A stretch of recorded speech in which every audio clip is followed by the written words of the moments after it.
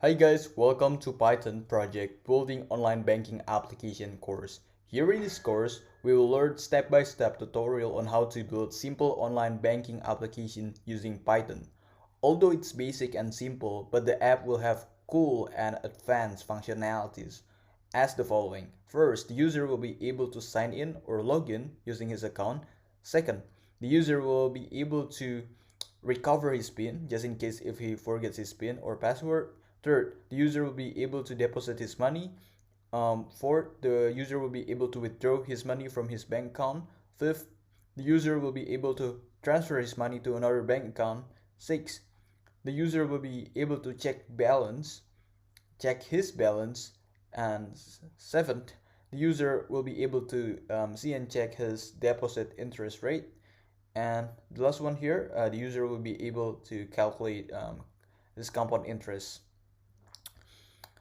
First of all, you might be asking why we should build this project. What's the point of building a simple and basic online banking app? Here are my answers to that question. First, I truly believe that in order to be an expert to master Python, you need to start from the basic, and making sure you have the strong fundamentals is not only essential but it is necessary. Second, the most effective way to learn and develop your coding skills is to learn by doing. Hence, no matter how hard you learn the theory or how long you spend reading your textbook learning about Python syntax and logics, you're not gonna get very far unless you get your hands dirty and start coding. And third, last but not least, online banking application is definitely a very complex program since it involves so many components. However, by building this project, you have a chance to see and think about it from different perspectives because in this course, we'll build the basic one. Therefore, you will have the opportunity to experience building online banking app from the beginner's perspective. In addition, having this project on your GitHub portfolio will certainly add valuable contribution to your future job application as you're able to demonstrate your expertise and quality. A little bit about myself. I've been creating multiple courses on Udemy in the past couple months, and previously, I worked as an IT consultant for the last couple years before deciding to resign from my job and start running several online business like dropshipping, affiliate marketing, selling digital products, including selling courses on Udemy. Regarding Python, I've been using this programming language for quite a while since I was in college. I mainly use it for performing data analytics, which was part of my previous job analyzing clients' data. So yeah, that was a brief introductions about myself. I really hope you enjoy this course, and I'll see you in the next video. Bye.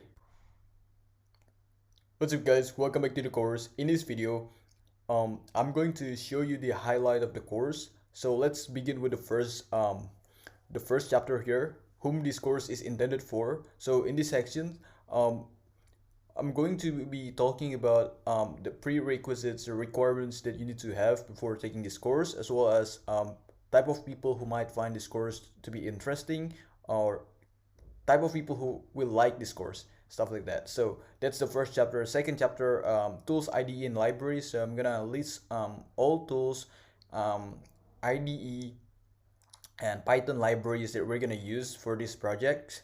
Um, Obviously, there are more than one option. So when it comes to IDE programming environment, feel free to choose whichever that you're most comfortable with. So for example, like I chose to use VS Code and maybe Google Colab. But if you're more comfortable using, let's say, PyCharm, then feel free to use whichever that you prefer. Okay, so that's second chapter.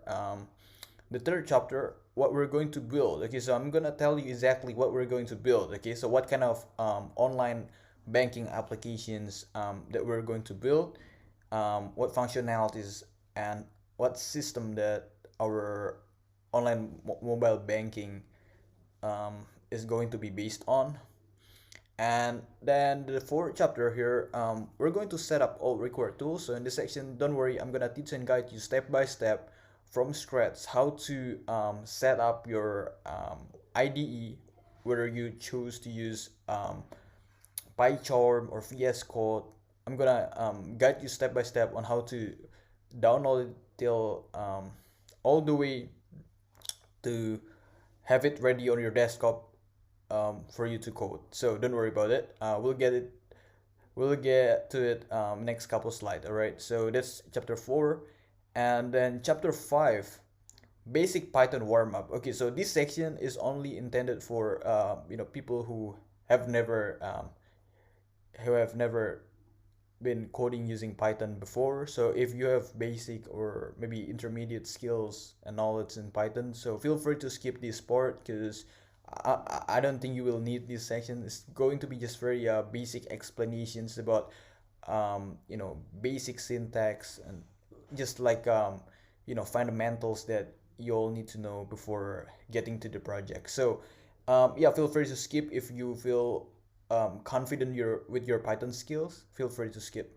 And chapter 6 is going to be the most challenging but also like the fun part. So we're going to start coding our project. Me personally, I prefer to code in VS Code because I believe that VS Code has a pretty good user interface, and I'm kind of comfortable using it. I've been using it for quite a while, so yeah, I will use VS Code for use for this project, but just pick whichever IDE that you're most comfortable with. It doesn't have to be VS Code only because I use VS Code, right? So this chapter 6 and chapter 7, we're going to be conducting testing to our applications, right? So we're going to have like multiple different scenarios, and we're going to test to make sure if our applications, if our mobile banking or online banking, whatever you want to call it, online banking application works well, works as it's supposed to be, right? Obviously, we'll do more than one testing. We're gonna do at very least like one testing for each feature. So let's say our system or application has 8 features. It means that we're gonna do 8 different testings, 8 different scenarios for our testing. Okay, to make sure that its functionality, its function works the way we want them to work, right? So yeah, that's the testing phase. Usually before the application is launched to the public, there'll be lots of pre-production requirements that need to be met, and one of them is the testing. So usually, speaking from the perspective of ex-IT consultant, when our clients about to launch their products, their software to the public, to their customers, the product managers and also the software engineer will collaborate together to make sure that the system or the program has been in the best shape possible, right? It means like ready to be used by your customer. So that's the reason why conducting testing, it's not only essential but it's necessary to make sure that it has worked the way we want them to work, right? So that's chapter 7 and chapter 8, conclusion and summary. So I'm gonna share a few tips and tricks and a few takeaways that you might feel you might found important. And yeah, I think that's it for for this video. I'm gonna see you in the next video. Next video we're going to be talking about whom this course is intended for. So yeah, I'll see you later. What's up guys, welcome back to the course. In this video, I'm going to be talking about whom this course is intended for. Alright, so let's start with the first bullet point here. Anyone with basic knowledge in Python looking for building a simple app. Okay, so if you know a little bit about Python, right, just a little bit about Python, you don't need to be very expert in Python, right? Just need to have like very basic knowledge in Python, and you want to build an app, right? But you have no idea how to start, you have no idea like where to learn, then this course is definitely the right course for you. This course is definitely the right stepping stone for you, because not only that you will learn step by step on how to code cool online banking applications, but at the end of the course, I'm also gonna guide you how to upload your project to GitHub, right? So your future employers will be able to see it, and definitely it's going to give you a valuable contributions, right, to your job applications in the future. So yeah, that's the first bullet point. The second one here, if you're interested in building your GitHub portfolio, right? So you might be let's say college student majoring in computer science, or maybe you've graduated from coding boot camp and currently searching for jobs, right? And most of your future employers, they're looking for your GitHub portfolio, right? So almost like every single time you're applying for a job, especially if your job is related to, let's say, software engineering or data science, most of the times they will ask you to provide your GitHub link, your GitHub account. So they will, spend some time, take a look at your portfolio, right? So having diverse projects on your GitHub account is definitely going to be um, positive thing to have, right? So yeah, that's the second. The third one here, anyone interested in knowing the logic behind online banking applications, right? So as I mentioned previously in the last video, if we're talking about online banking applications, what comes into your mind? Obviously, it's going to be a very complex, right? Very complex applications, right? And most of the times, or maybe always, every single time there is a bank, there is a bank wanting to build their online mobile application, they will require a team of experienced engineers, experienced mobile developer, iOS or Android developers to work together in a team, more than one, obviously, maybe a team of 5 or even a team of 10, right? So it's obviously a very complex stuff here. But guess what? In this course, I'm gonna give you an amazing opportunity to build um, online banking applications. Obviously, it's not going to be as complex as the actual one. Not gonna be as complicated as the actual online banking applications. However, I believe by doing so, you will learn the logics behind it, right? So it's not gonna be like the one that you're able to download from your app stores, or the one that you're able to do like the real-time transaction stuff like that. No, that's not gonna be.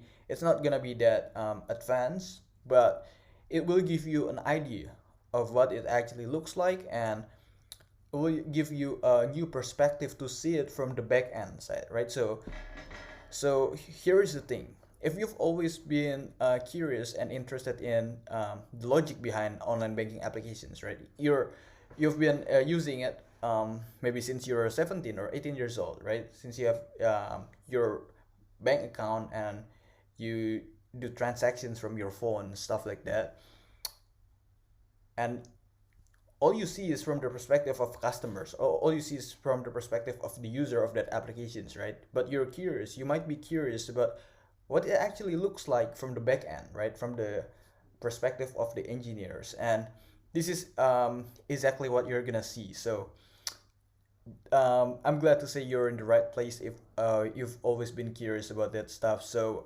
yeah, and prerequisites here, basic knowledge in Python is helpful but not necessary. As I mentioned previously, we're going to have basic Python's warm up here. So if you have no knowledge in Python, don't worry about it. I'm gonna teach you all the basics that you need. Not gonna transform you to be an expert overnight, obviously. It takes time to master Python, but I will definitely make sure that before getting to the project, you will have all necessary knowledge and skills that you need to excel in this project. So yeah, that's the first one. The second one here, no experience in building Python based app is required. So even though someone has experience in Python, but he or she might not have extensive experience building an app, don't worry about it. You're gonna be fine. You're gonna be just fine, right? um, it's actually a very basic and simple applications here. So again, from my side, I don't have any high expectations on your previous skills or experience or anything like that. Just, you know, your willingness to learn, willingness to spend sometimes to learn, and that's all you need. All right. So yeah, I think that's all you need to know um, about whom this course is intended for. Next video, we're gonna be talking about the tools, IDE, and Python libraries that we're gonna use. I'll see you in the next video, guys. What's up, guys? Welcome back to the course. In this video, we're gonna be talking about the tools, IDE, and libraries that we're gonna use in this project. Alright, so let's begin with the first one here. Programming language. We're gonna use Python 3.0. And I really recommend you to pick the latest version. Okay, so just in case you haven't downloaded the Python yet, go to the Python official websites, which I'm gonna guide you the next couple slides. So be patient, don't worry. We'll get there next couple slides. So I'd really recommend you to download the latest version.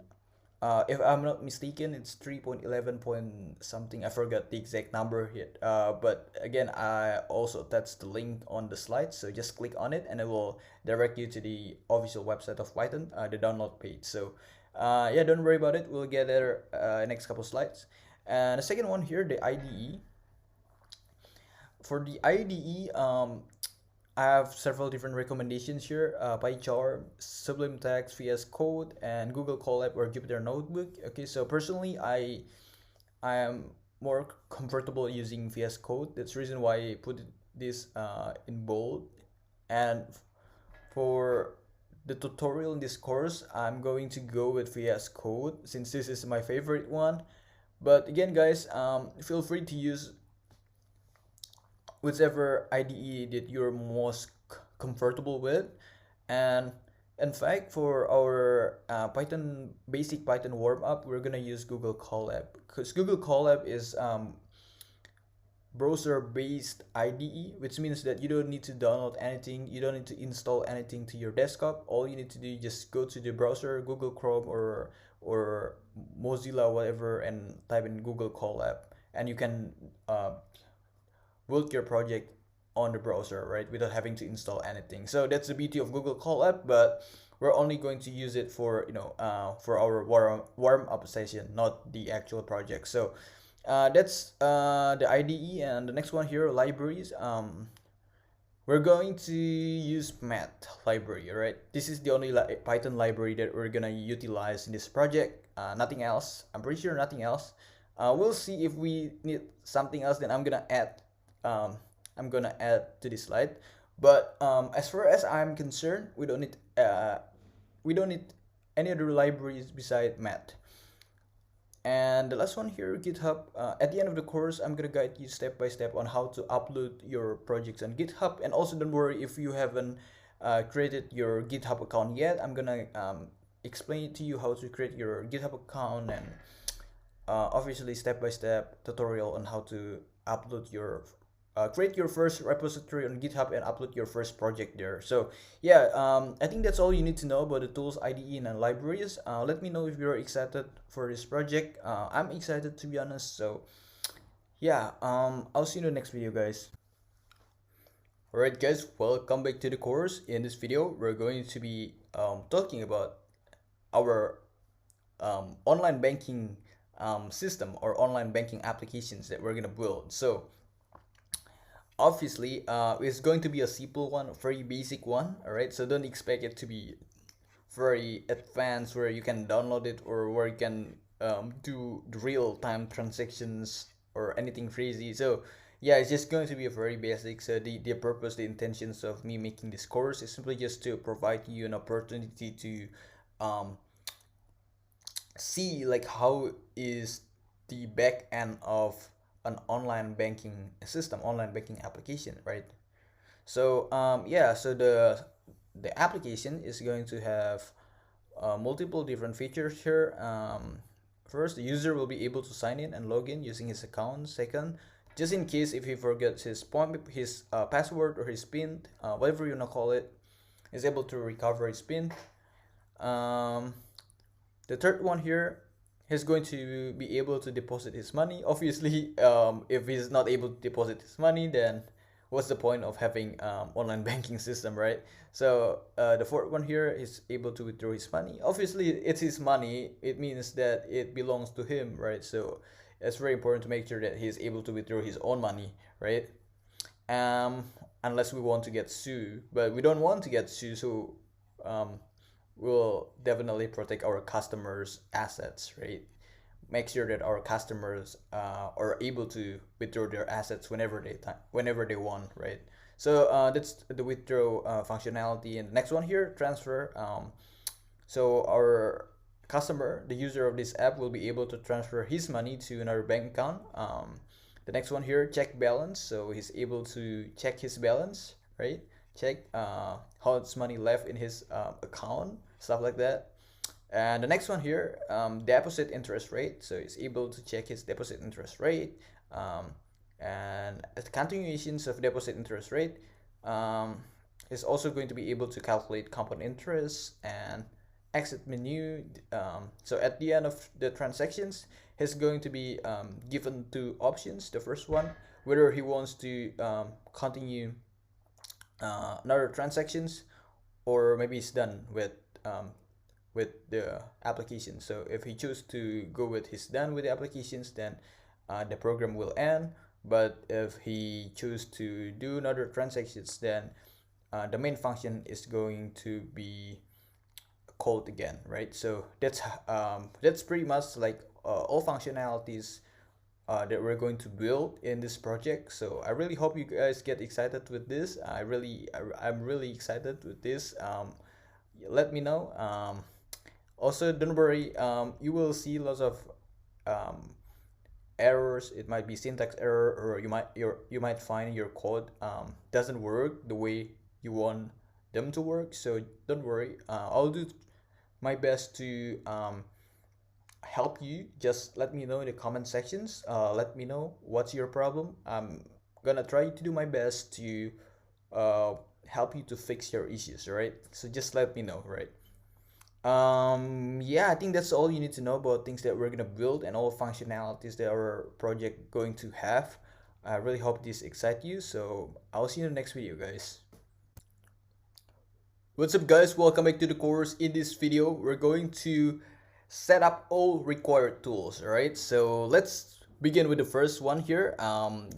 Okay, so just in case you haven't downloaded your Python yet, so we'll need to click on this link, and it will direct us to this page, official websites of Python, and this is the download page.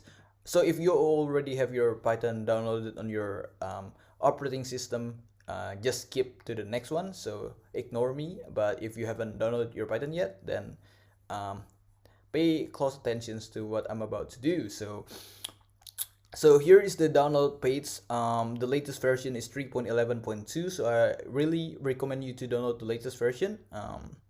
So just click on this. I'm not going to click on it because I already have my Python downloaded on my operating system. And again, me personally, I'm using Mac. So if you see up here, it says Mac. But again, please guys, download the Python version that suits with your operating system. So if you're on Linux, then click on this. If you're on Windows, click on this. Right? So if you're on Windows, don't download the Python version for Mac, right? So yeah, just make sure that you download the Python that aligns with your operating system, and that's it. You might want to scroll it down a little bit just to take a look at what these versions and release dates, stuff like that, but it's not very essential. I don't think you need to waste your time doing so. So yeah, if you're done, let's go back to the slide here and go to the second bullet point here. So yeah, so if you choose to go with Visual Studio Code, VS Code, let's click on that link. All right, first of all, disclaimer for number 2, 3, and 4. You don't need to download all of them. Just pick one, right? Again, as I mentioned before, pick whichever IDE that you're most comfortable with. And even like your favorite IDE is not included here, just feel free to go with your IDE, right? With whichever IDE that you're most comfortable with, right? So here is the Visual Studio Code download page. Again, kind of the same thing like Python. If you're on Windows, then click on this. Me personally, I'm using Mac, so I should download this, but again, I already have my VS Code installed on my operating system, so I don't need to download it again. And yeah, kind of the same thing. I'm sorry if this is getting kind of like repetitive. So if you choose to go with PyCharm, then click on this link, jetbrains.com. It will direct you to PyCharm official website here. And again, as usual, please always download PyCharm version that aligns with your operating system. So let's say you're on Windows, then go here. If you're on Mac or maybe you're on Linux, then click on this, right? So you're given like two different options here, whether you want to choose professionals and community. For professionals, you will be given like free 30 days trials, but at the end of the month, you're going to need to pay. But I don't think you need to choose to go with this professional package. I think community package is more than enough for you. So just go to download this by clicking this button, and for community version, it's free forever, right? So you don't need to pay anything. It's free, completely free, and it's open source too. Okay, so again, I'm not gonna download this here because I already have my PyCharm installed on my operating system, and I'm not gonna use PyCharm for this project. So let's go back to the slide and kind of do the same thing here for the Sublime Text. If you chose to go with Sublime Text, click on this link and it will bring you to Sublime Text download page here. So if you're on Mac, then click on this. If you're on Windows, click on this. If you're on Linux, click on this, right? Just download the one that suits your operating system here. And the next one here, let's click on, let's click on GitHub. Okay, so GitHub, here is GitHub. If you're not familiar with GitHub, I'm gonna have very specific explanations about what GitHub is in the last video of this course, so don't worry about it. But if you haven't created your account yet, then you can create your account here. So I'm gonna log out first here. I'm gonna sign out and go to GitHub GitHub dashboard, and all you need to do is just go sign up here, go sign up. And sorry, my internet connection doesn't seem very stable here. Enter your email and your password, create your account, and usually they will give you a verification code through your email, the email that you use to register for your GitHub account, and then verify it, and then yeah, you'll be ready to go. And what else? Okay, so bullet point seek here, click on this. It will bring you to Colab, Google Colab. It's all right, so I'm gonna cancel this. All right, so this is Google Colab, guys. It is browser-based IDE where you can code your project here. You don't need to install anything, right? So we're not gonna use this for our project, but we're gonna use this for our basic Python warm-up session. So yeah, you don't need to create your account actually, since this is a Google product. So all you need to do is simply just to go up here on the top right and then connect with your Gmail account, right? I'm pretty sure like all of you have Gmail account, right? So yeah, you don't need to create an account on Google Colab. And the last thing here, you gotta keep this in mind. Don't forget to download the code source. All right. So I will include the code source. I will attach our code source on the resources file. So just go to that folder and download it. Okay. I'm pretty sure when the course has been uploaded, it will be pretty easy to see. It will be very visible, right? I think that's all you need to know about setting up all required tools. I'll see you in the next video. Next video, we're gonna do basic Python warm up. Hopefully you get excited, and I'll see you in the next video, guys. What's up, guys? Welcome back to the course. In this video, we're going to be doing basic Python warm up. As I mentioned previously in the last video, if you're confident with your Python skills, if you're confident with your Python knowledge, then please feel free to skip these sections. This section was actually intended for people who are beginner, people who have never coded before. So yeah, if you have basic Python knowledge, or maybe you're even intermediate in Python, feel free to skip, and I'll see you in the project. All right, guys. So yeah, welcome to basic Python warm up. So in these sections, we're going to make sure that you learn fundamentals. You have the strong basics that you need. You have strong and solid basics that you need to excel in the project. So again, for this tutorial, I'm gonna go with Google Colab. Google Colab is basically an IDE based browser,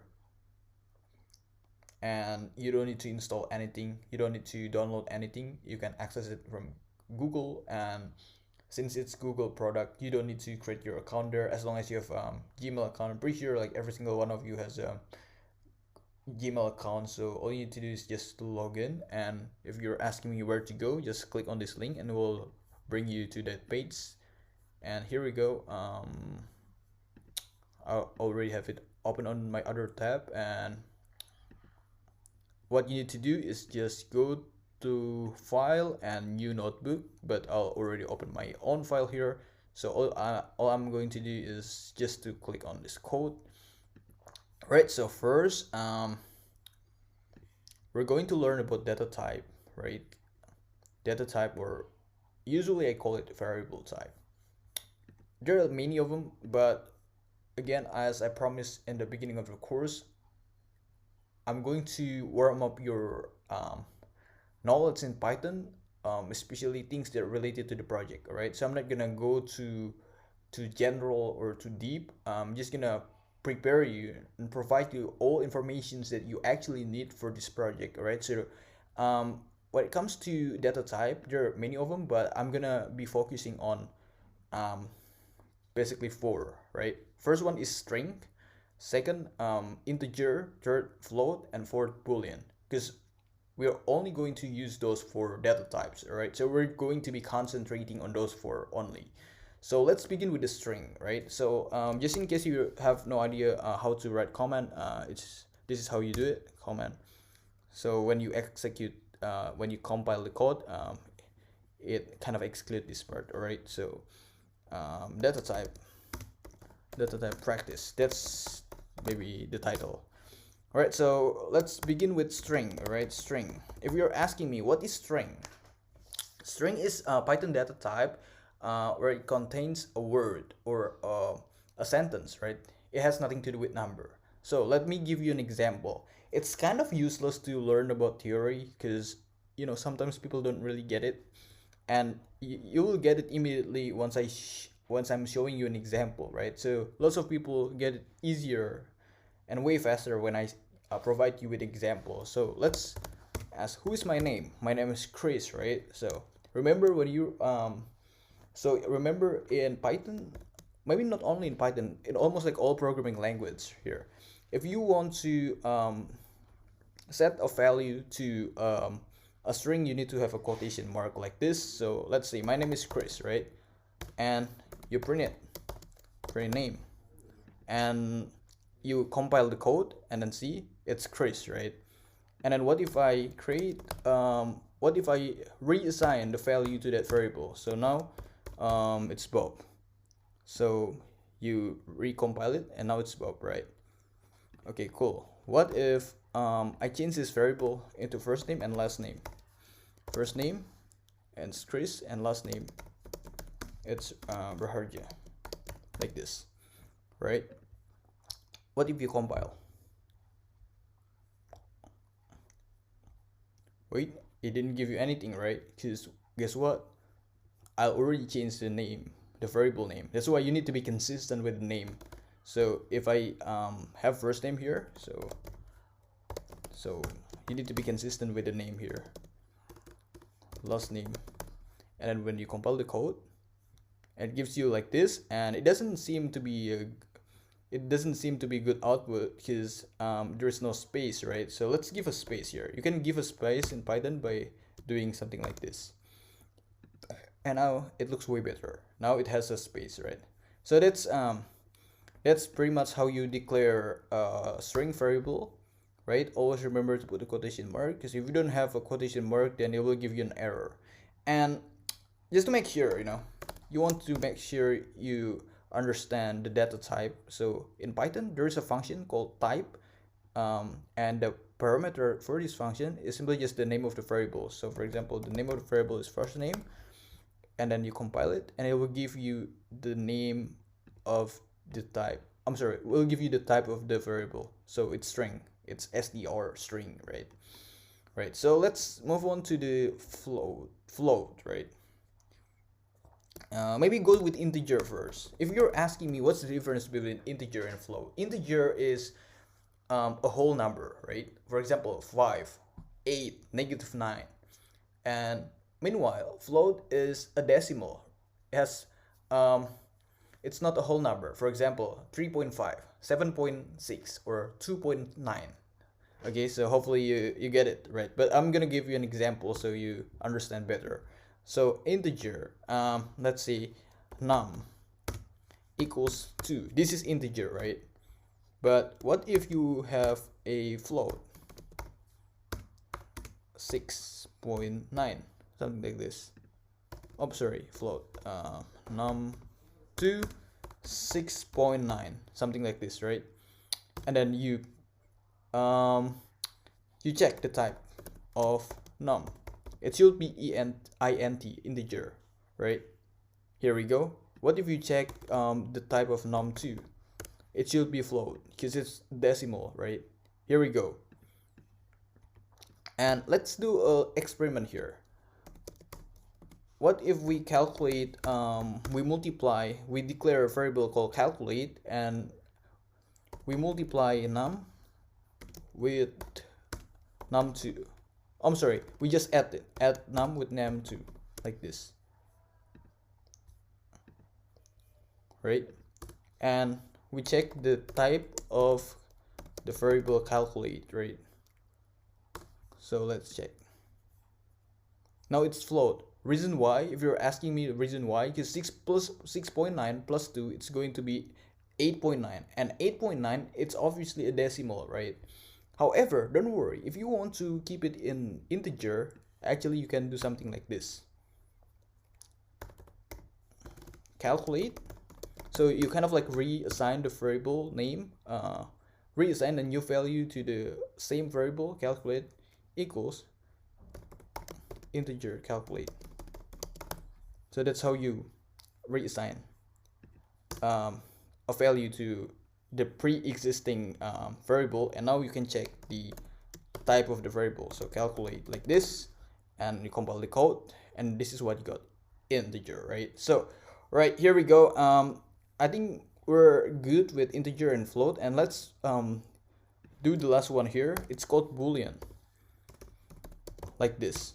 And you're asking me, what is boolean, right? I have no idea about boolean. I haven't heard that before. Boolean is simply just a variable that only has two answers, false or true. That's it, whether it's false or true.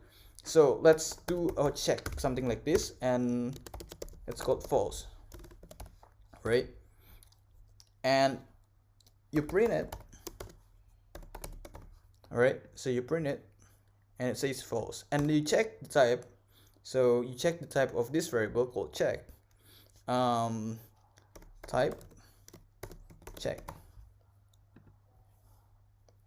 See, it's boolean, right? So if you're asking me when we are going to use this, most of the time if you write conditional statement like if else statement on Python, not all the time but sometimes you need to use it.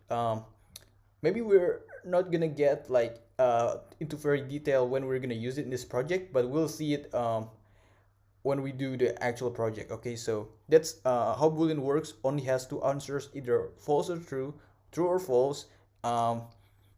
And And I think that's all you need to know about data type and variable types, right? The next video, we're going to be talking about mathematical operations because this is online banking applications. We're going to perform lots of calculations, mathematical operations. So the next one is going to be very important in this project. So I'll see you in the next video. What's up guys, welcome back to the course. In this video, we're going to continue our basic Python warm-up session. So in the last video we did data type and variable type practice, where we learned about different type of data, like string, float, integer, and boolean. And now this is the time for us to learn about mathematical operations, and again it's very important for our project, so make sure you understand all these basics and fundamental. Make sure you have the strong basics and fundamentals of calculating things in Python, how to perform mathematical operations in Python, since our project is going to be building online banking applications, which will involve lots of mathematical operations and calculations. So yeah, let's begin with the first one here. Additions and subtractions. Additions and subtractions. Let's do an example. For example, I just download the applications. Okay, I deposit $1,000, right? So let me give additional comment on the right here. I deposit $1,000, and guess what? Tomorrow I'm going to withdraw $200, right? So withdraw $200. So let me make a comment here. I withdraw $200, and let's check the current balance, right? So current balance is too long, so why don't we just use CB, right? CB stands for current balance, right? So obviously how to calculate it.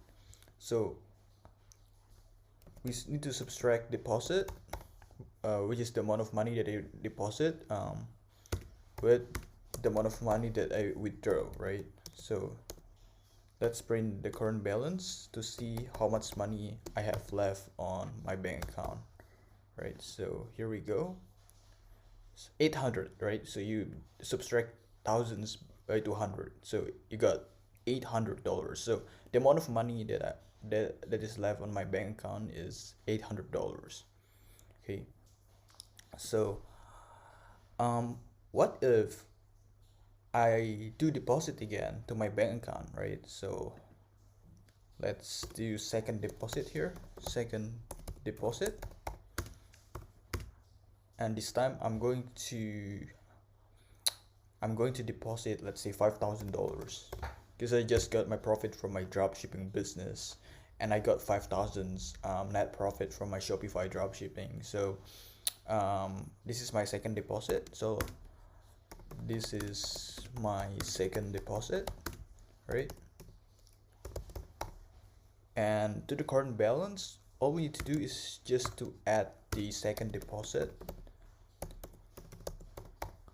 and see, this is the addition operations, and let's reprint the current balance. So now I got 5,800. Okay, so hopefully it makes sense. So you got $1,000, right? $1,000, and you subtracted by $200, since I decided to withdraw $200, and I deposit again $5,000. So 800, you added that number by 5,000. So that's how you got 5,000 and $100, guys.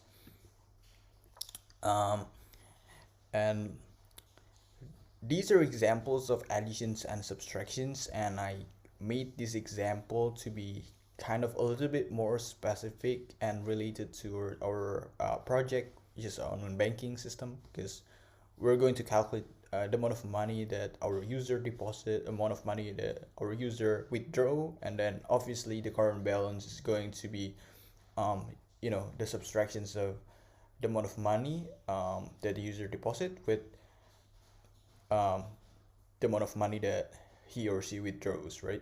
So that's the example of additions and subtractions. Let's move on to the example of multiplications and divisions, right? Multiplications and division. Okay, so let's say there's a discount. So if you purchase a product using this bank account, I'm sorry, using this debit card, then you're gonna get 25% discount, right? So 25% discount if you purchase a product using this debit card, right? So first of all, what is 25%, right? This is very basic mathematics. It's 25 divided by 100, right? So why don't we create a variable called discount here, and discount is 25 divided by 100, right? Just to check, print the variable discount, so it prints it in decimal, right, which is float, so it's 0.25. All right, here we go. So this is one of the example of divisions. And what is the price of that product? Let's say the price of that product is $560, and you want to calculate what is going to be the price after discount, right? So let's create a variable called new price here. So this is the price after discount. So what's going to be the price after discount? So obviously how you calculate it is to first price, you subtract by price multiplied by discount, right? So it's going to be 560 subtract by the discount that you got, right? So now let's print the new price. If you're curious what's going to be the new price, not new curious, unfortunately I mistyped it, so it's going to be new price here, and you compile the code, and this is what you got. $420 is the new price after discount, after 25% discount, right? So yeah, that's pretty much the example of multiplications and divisions in Python. So again, if you are confident with your Python skills, feel free to skip it. But if you are not very confident with your Python skills and you feel like these practice are not enough, feel free to do and explore more about all these operations on your own. And if you're kind of stuck or something like that, just let me know in the comment sections. I'll try to do my best to help you to get to the place where you need to be, right? So these are examples of multiplications and divisions. Let's move on to another example here. Again, because in the online banking applications, we're going to be dealing a lot with interest, compound interest. So obviously we need to understand at very least the basic concepts of exponents, right? But we need to import math first, because we're going to utilize math library in Python. So first of all, import math, and let's do very basic stuff here. You have, let's say, a number a equals to 8, and then you want to raise 8 to the power of 5, right? So the power is going to be 5. So what's going to be the answer if you raise 8 to the power of 5? This is how you do it. So a 2 stars. This is the symbols that you usually use for multiplications, but you do it twice. and here we go. Right, so let's do print answer. I guarantee it's gonna be a very huge number here.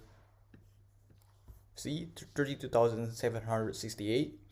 So that's basically what 8 raised to the power of 5 is. And now let's do a little bit more advanced using exponent. Right, so just in case if you don't know what exponent E is equals to 2.7 something. I forget like the exact number, but it's 2.7, approximately 2.7. It's kind of like a pretty long decimal, so let's do it. You want to raise e to the power of 6, for example, right? Maybe just use another code block here so we don't get messy. Import math again. Just to be safe, I import math again, but in most cases usually you don't need to import math if you already have it up here, so it's not necessary. Let's say you have power equals 6, you want raise e to the power of 6, right? So what's going to be the answer if you raise math.exp? So exp is the attribute to math library in Python, so that's how you do it, math.exp. And this function only takes one parameter, and that parameter is going to be the power. So if you want to raise e to the power of 6, then you need to type in 6 here, but since we declare the variable power equals to 6, so we just type in power here, and it's gonna be the same anyway. I mean, if you put it 6 right here or you put it power here, it's gonna be the exact same thing. So let's print the answer to see what's the answer is. All right, so I'm pretty sure it's going to be a pretty big number, to 403.428. Just in case if you want to check whether that's true or not, just use the calculator here from Google, and then you raise e to the power of 6, then yeah, 403.4. That's what you got here too, right? 403.4. Okay, so that's pretty cool. And let's do one more thing here before we're done with mathematical operation practice. So let's do square root. All right, I'm not entirely sure if we're gonna need this in our project in building our online banking system, but yeah, it's just good to know, right? Just good to know. So import math here, and what's going to be the number? Let's see, I want to go with 676, right? And you want to take the square root of that number, so math sqrt. Again, this is kind of the same thing like this. Sqrt is simply just the attribute to math library in Python, and it only takes like one parameter here, and that parameter is going to be the number that you want to take the square root. So just type in number here as the parameter to that functions, and let's print the answer to see what the answer is. Right, all right, so here we go, 26. So yeah, I think that's all you need to know. Make sure you're confident with the skills. You need, at very least, you need to have to understand these basics to be able to build our project, right? Again, as mentioned over and over again, our project is going to be a very simple and basic application. So obviously you won't see lots of complex stuff, but these are just very basics that you need to understand. These mathematical operations like addition, subtractions, multiplications, divisions, square root, exponent, and all these stuff are essential for the project. All right, so make sure you understand this, and I'll see you in the next video. Next video we're gonna learn how to make a conditional statement, or usually we call it as if else statement. All right, it's gonna get a little bit more advanced, so yeah, get your cup of tea or cup of coffee, and I'll see you in the next one. What's up guys, welcome back to the course. In this video we're gonna be talking about we're gonna be learning how to make a conditional statement or if else statement.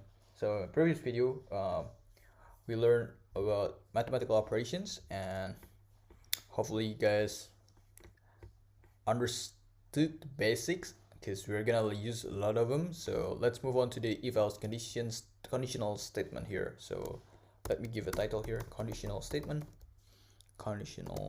statement, or if else. Okay, so here we go. First of all, let me introduce you the syntax first, right? You need to understand the syntax and how to create these conditional statements in Python. So first, if I'm just gonna give you a very basic example, and then hopefully by understanding like these very basics, then you will be able to start exploring like more complex stuff. Okay, so let's start with declaring a variable here, password. Obviously this is going to be string, right? What is my password? Or maybe no, just go with name first. Username. So our example is going to be a little bit more specific and related to our project. So what's going to be my name? My name is Chris, right? This is my username in my applications, right? And what is my password? All right, so disclaimer here, password might also be a number, but in most cases, when it comes to building an application, we should treat password as a string. And reason why we should treat password as a string, because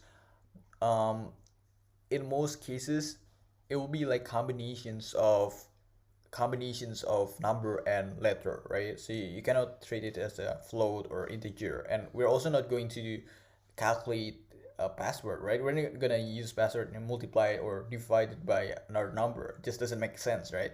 Password, it's going to be string because it's combinations of letters and numbers. So let's see, what's my password? My password is Chris 567. That's gonna be my password, and these two are in string. If you're not sure, let's just check the type of these two variables. Username, yeah, it's string, and also check the password, and here we go. Right, here we go. And even PIN, if you know like the PIN in your bank account, usually it's either like 4 digits or a 6-digit PIN, and all of them are numbers, right? There is no letter in PIN, but still you need to treat it as a string, because we're not going to perform any calculations or any mathematical operations with PIN, right? So okay, so let's create a conditional statement, if else statement. If username, which is this variable, equals, remember that if you want to check the value in the conditional statement, it has to be like double equals like this, otherwise it's not gonna work. Equals to Chris, then print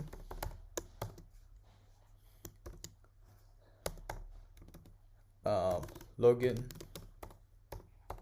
Maybe use this message: welcome to the app. Else, so just in case, if the username is not Chris, then wrong password or wrong username. Okay, so let me explain it to you once again, the logic behind this code. So we want to basically check, okay, so if the username is Chris, the username has to be equal to Chris, right? Then if that's the case, then there'll be a message here: welcome to the app. But if the name or if the username is not equal to Chris, then you're not going to be able to log in, and there will be a message here saying it's a wrong password, wrong username. I'm sorry, you're wrong username. So let's print it and see what happened. Welcome to the app, right? But just in case I use different name here, maybe John, then the message that will be displayed on our output is wrong username, right? Because John is not equal to Chris, right? Here we go. What if we actually want to check if the username and the password are correct? There will be like two different components in this conditional statements, and each one of them needs to be fulfilled. So here we go. Password equals to, that's my password, 567. All right, here we go. Oh, sorry, it should be like this. And I forgot that sign is actually for Java, not Python. All right, welcome to the app. But let's say I input the right username here, Chris, but my password is wrong. Then still, I'm not able to log in here, but the message is wrong username. It should be wrong username or wrong password. So the logic behind it is, even though you input the right username here, Chris, but the password is wrong, then still you're not able to log into the system. So the message being displayed here, it says either wrong username or wrong password, right? One of them is wrong. So in order to be able to log into the app, you need to make sure that the username has to be right and the password has also to be right. That's like two components that we are checking using this conditional statement, okay? All right, so these are examples with strings. Why don't we do our examples with number, with integer or float, right?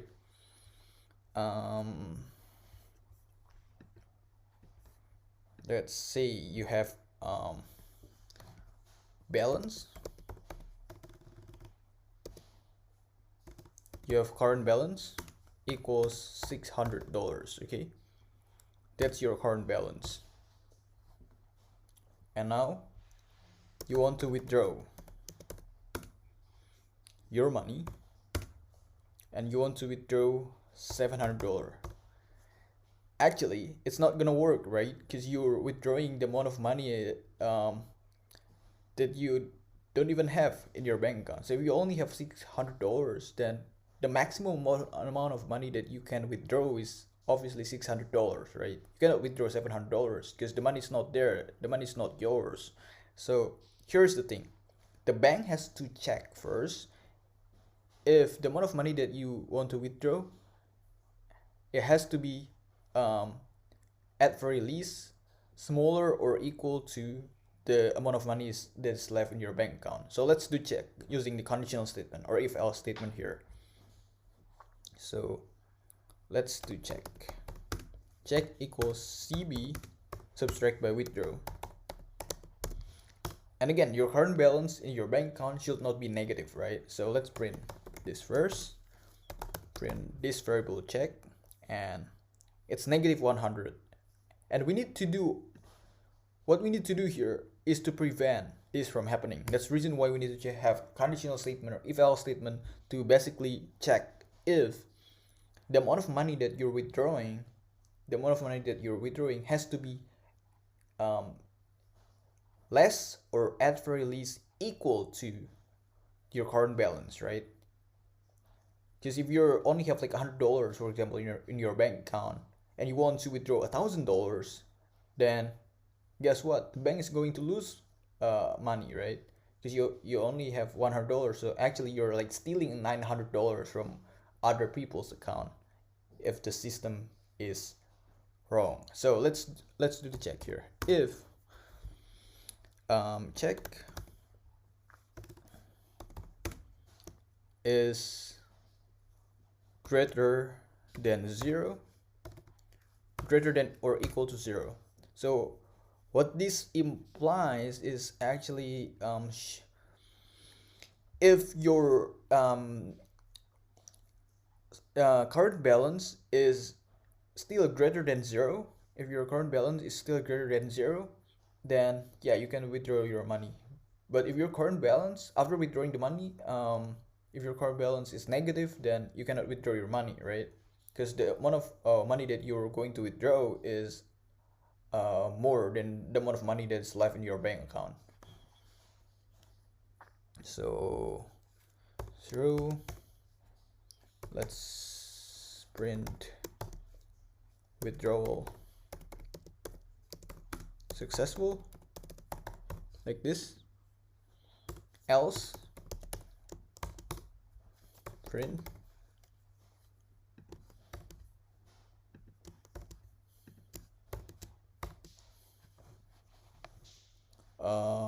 so just in case if the user current balance is negative, or if the amount of money that the current balance is going to withdraw from his current balance is actually more than he actually has, then let's say balance is not sufficient, like this, right? So let's print. See, it's balance not sufficient. But let's say if you have $6,000 here and you want to withdraw $70, then it means the amount of money that you want to withdraw is smaller. The amount of money that you want to withdraw is less than the amount of money that you have in your bank account. Then it's going to display a message here, withdrawal successful, right? So yeah, I think that's all you need to know when it comes to conditional statement. Kind of apologize if I explain it to you and make you a little bit confused here, because I'm just trying to use an example from from banking, online banking system. But if you want to do an example with like more basic stuff, we can do it too. Let's say you want to check if the number is even or odd, right? So let's say if n equals 9 here, and if n this is mod. Okay, mod means divided by 0. There is no, so what this percentage sign represents here in Python, in the world of mathematics, usually we call it mod, mod. So when you divide that number, this number n, by 0, it's going to be an integer, or like the whole number, right? There will be no decimals. So that's the exact same thing when you divide an even number by 2. For example, 26 by 2, it's going to be 13, not decimal, right? But the exact opposite though, if you divide a odd number like 25 by 2, then it's going to be 12.15. It's going to be decimal, right? So that's what we're going to be checking right here. Okay, so print even. I forgot quotation mark. And else, if that's not the case, then print odd. So basically what the logic says here, if the number here divided by 2 is not a decimal, it's an integer, that is going to be an even number. But that's the exact opposite though. If that number divided by 2 and it results in decimals, then it's odd. Okay, so here we go. We have odd number because n equals 9, but let's say you add n equals 90 here, and it's going to be even, right? Because you divide 90 by 2, it's going to be 45, and 45 in this case is an integer. But 9 divided by 2 is 4.5, and 4.5 is not an integer. 4.5 is a float or decimal, right? Because it's 4.5. Right, guys, I think that's all you need to know about conditional statements here. These are very basics. If you don't really understand it, don't worry. We're going to learn deeper, and we're gonna get into like more detailed versions of conditional statements in the project. So these are just like basics that you need to know. So when you actually do it in the project, at very least you have like a fundamentals, like things that you know about this, like syntax and stuff. So yeah, next one we're gonna learn for and while loop. It's going to be a little bit more complicated than this. So yeah, hopefully you're still motivated to learn, and I'll see you there. What's up guys, welcome back to the course. In this video we're going to be learning how to create for and while loop in Python, right? So it's going to be a little bit more complicated than if else or conditional statement, the one that we learned in the previous video. But make sure you pay close attention to what I'm about to do here, because it's going to be very important for our project. We're going to use not a lot, but um, occasionally we will use for loop and while loop on our project. All right, so let's add a code block here and let's learn about for loop first. First of all, let's ask this question: what is for loop? Right, for loop is when you iterate index from the list. So for example, I create a list here. I declare list A, for example, here list A, and then there's 5 components in the list, right? So for instance, there's my name here, Chris, and who else? John, that's my friend's name, and my girlfriend, let's see, Jenny. All right, just a random one, I guess, not real girlfriend, I guess, but my other brother here, Marcel, and let's add another one here. It's called Bob. Okay, so now we have like 5 different names in the list, right? You want to iterate every single component in the list using indexing, right? So what you do here is the syntax, right? For I is actually just represent index, right? It's actually just an index, right? So you can name it whatever you want. I usually use I because it's like the most common letter that I usually use, but you can even use A or X. It doesn't really matter. All right, I'm gonna use X for this example. In list A, then you print A. So if you see the output, it's going to be like this.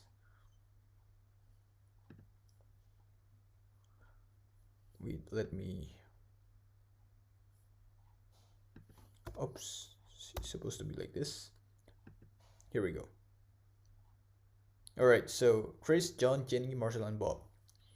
So these are the output of this code, right? You have this list. This list consisted of 5 different components here: my name, my friend's name, my girlfriend's name, my brother's name, and my other friend's name here: Chris, John, Jenny, Marcel, and Bob. And you create a for loop here, basically to iterate every single component in this list. So what if we actually add another name to this list? Let's say Donald. Then see, the output also has Donald's right now. So that's for loop when you iterate a component in the list using X as the indexing here. So how does it work? Actually, the logic behind this code is when you create this code for loop X in list, X is an index that goes through every single component, like Chris, then go to John, Jenny, Marcel, Bob, and Donald, like that.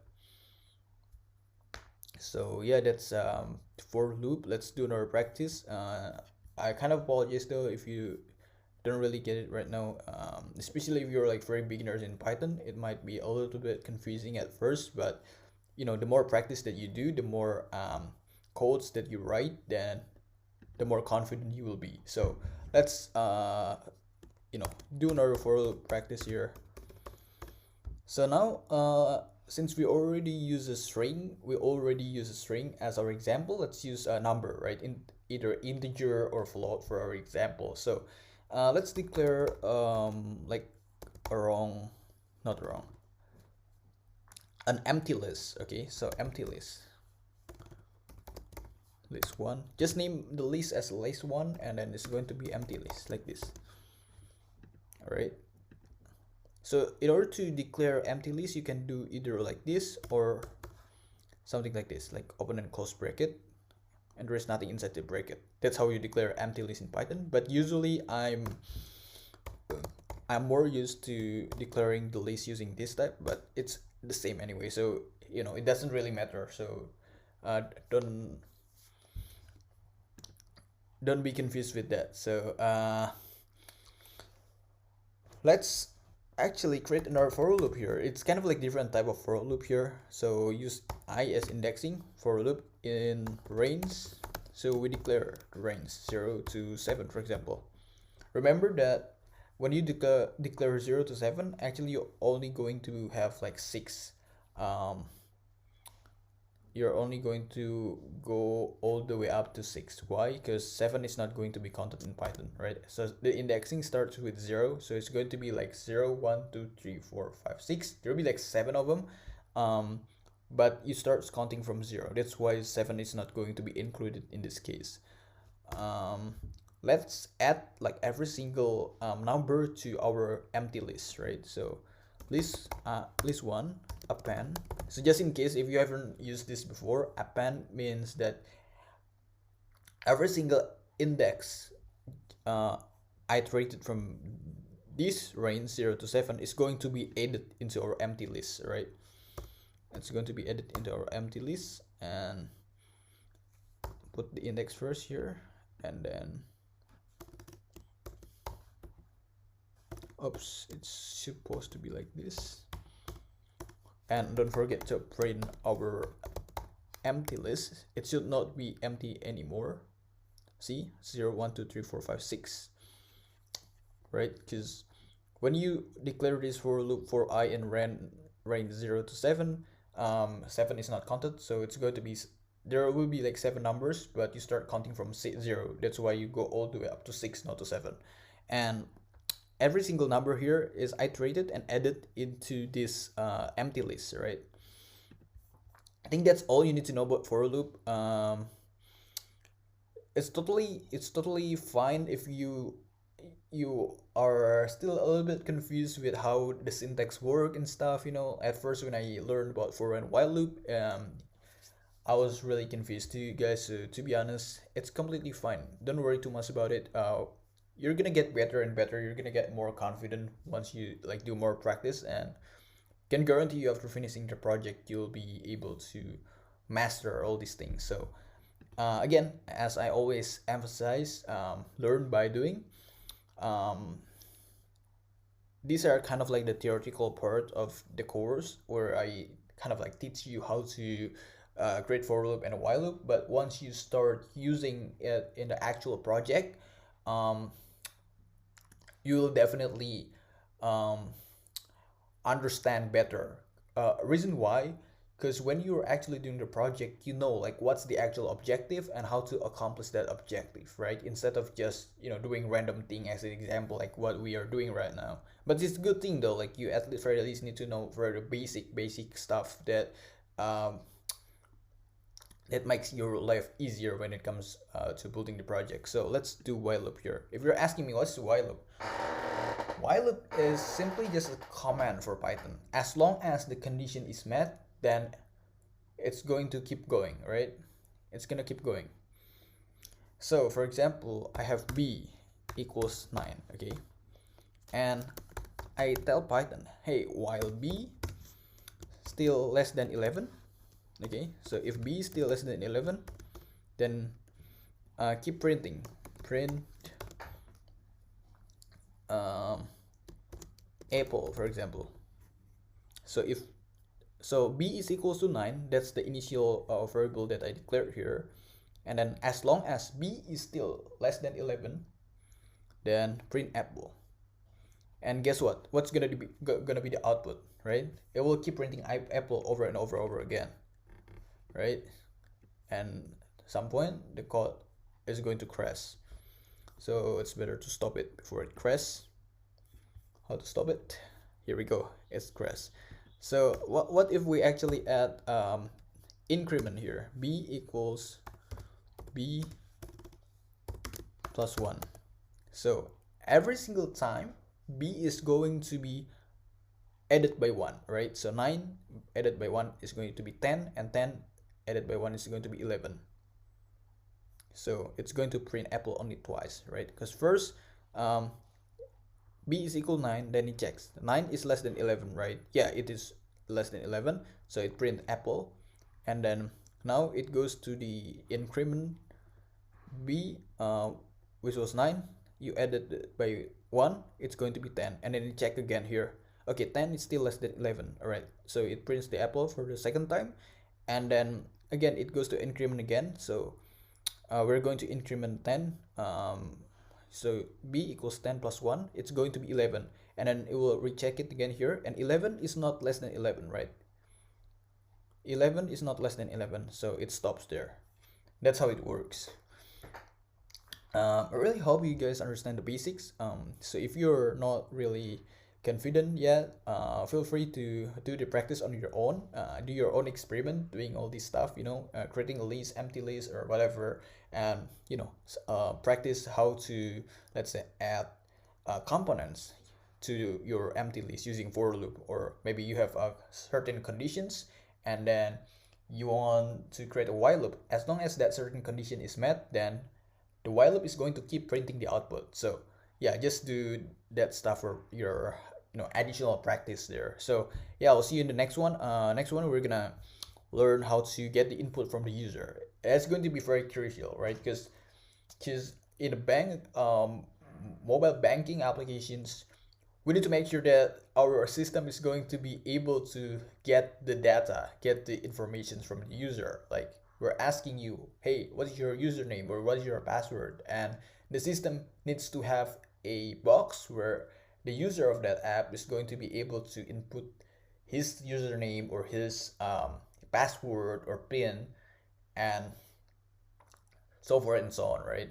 So yeah, I'll see you in the next one. Make sure you understand these basics. These are very important here. I'll see you in the next one.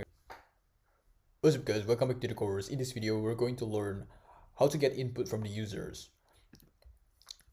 So make sure you pay very close attention to what I'm about to teach. It is going to be a very crucial and important part of the project where we're going to build an online banking system, online banking applications. So obviously we will ask users to input their password, their username, and our system is going to check whether those usernames and passwords are the correct one. If those are incorrect, then the user will not be able to log in and will be asked to provide the right one. Will be asked to re-enter his or her password, right? So yeah, let's add code block here and let me give a title here, getting input or data from users, right? So for example, password. Okay, so I want to get a password from user. Again, the password is going to be in string. That's why it's very important for us to make sure that it is in string, right? Input, this is the syntax, input, and inside open parentheses, and this is going to be the parameter. The parameter of input is simply just a command that we want to tell the user. For example, enter your password here. Okay, so that's going to be the command. So if we compile the code here, enter your password. So for example, my password is Chris ABCD. Here we go. Nothing happened because we don't write additional codes about what the system needs to do after the user enter password, right? So that's it. Enter your password and Chris is ABCD. That's the password. That's it. Why don't we create another one that's a little bit more complex, but at very least you get the idea behind it. So this is going to be a more complex code here. So let's see. We already have a database in our banking system. Okay, so database. What is the database? We already store your password to be ABCDEFG. That's it. That's your password, right? So in our database, your password that has been stored is ABCDEFG. That's your password, right? So every single time you want to log in to your online banking application, you need to enter your password, right? So user password, let's create another variable here. It's going to be str input. So in this case, we're going to ask the user to enter his or her password. Enter your password here. Okay, and now let's create a conditional statement. All right, hopefully you still remember things that we learned up here, the conditional statement. So our system is going to check, okay, we're going to check if the password is the same if the password that the user entered is the exact same. It needs to be exactly the same with the password that has been stored in our database. Then the user will be able to log in. Sorry, I forgot the quotation mark here. It has to be in a quotation mark since this is a string. But if the password is being entered by the user, the password is being inputted by the user to the system is incorrect, it's not the same with the password that has been stored in our database, then it means the user will not be able to log in, and the user will be asked to re-enter his or her password. Okay, so if user password is equal to has to be exactly the same with the password, this password, the one that has been stored in our database, then print welcome to the app. Okay, so that's the case when the password is the right one. However, though, if the password is the wrong one, we will tell them to re-enter your password because your password is incorrect. Password is incorrect, re-enter your password. Maybe I add, please re-enter your password, so we need to be a little bit more polite to our customers, a little bit more polite to our user, right? So password is incorrect, please re-enter your password. So let's compile the code and see what's gonna happen here. Oops, there's a problem. Yeah, unfortunately I mistyped this. Let me fix it, and now it's been fixed. All right, so what's your password? Let's test this code first with the right one. So I entered the right password, ABCDEFG. Welcome to the app, right? Okay, so that's that means the code works. But what if we try with the wrong password? Okay, so we log into the applications and we enter the wrong password here. Password is incorrect, and please re-enter your password. That's how it works, guys. So if the password that's being entered is correct, then you're able to log in. Otherwise, if the password that you entered is incorrect, then you need to re-enter your password because the password is incorrect and you won't be able to log into the system, right? So yeah, anyway guys, I think that's all you need to know about getting the data, getting the user inputs. And next video we're going to learn how to create functions and understanding parameter. So yeah, I'll see you there. What's up guys, welcome back to the course. In this video we're going to learn how to create functions and understand the parameters of the functions. So let me give a title here first. Functions in Python, right? Functions in Python.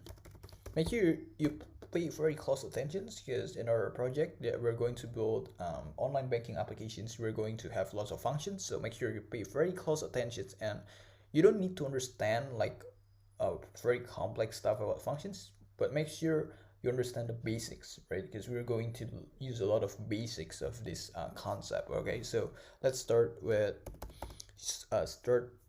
declaring the functions here. Just in case if you haven't created functions in Python previously, so how to create functions, you start with def. After def, the name of the function.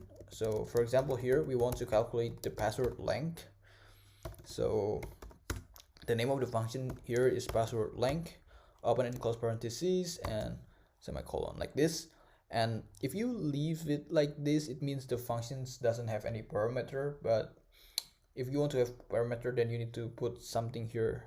So for example, I want to have one parameter. It doesn't need to be one, it can be more than one, obviously, but for the sake of this tutorial I'm going to just use one parameter. And if you're asking me what is the parameter in functions, it's actually a variable that's going to be used for our functions, and that parameter can be passed.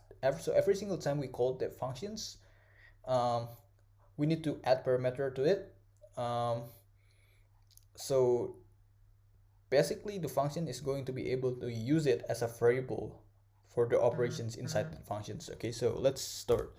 For example, this is the functions to calculate the password length, and the parameter that will be passed into this function is password, right? So later on when you call it, you need to add something to it because without this parameter, the function is not gonna work. And again, this function is going to use this parameter as the variable for the operations inside the functions here. So let's say we want to calculate the length of the password. So len, this is how you calculate len in Python, password,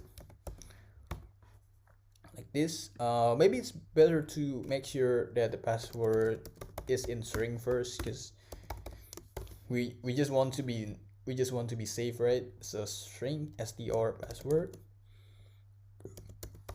like this. We convert the parameter to be a string first before calculate the length of that password. So len, that's the functions in Python to calculate length. It's just length. Then the parameter of len is going to be password. So the one that we actually converted to a string, right? And return. So at the end of the function, you need to return, and you need to return whatever variable. In this case, we want to return the length, right? So here we go. Right, so now let's say my password is, this is outside of the functions. Okay, so let's say my password is abcfgk. Okay, that's my password. Obviously, if you're asking me, there are 6 digits or 6 letters. So oops, I forgot to put the quotation mark. It has to be in quotation mark. And let's call the functions. Okay, we print the functions password length and put the parameter, and the parameter is our password. It should return 6. Here we go. Let's compile it. Okay, now it's 6, right? So that's how it works, and let's use another example to understand better about these functions. Let's do another example here. Another example.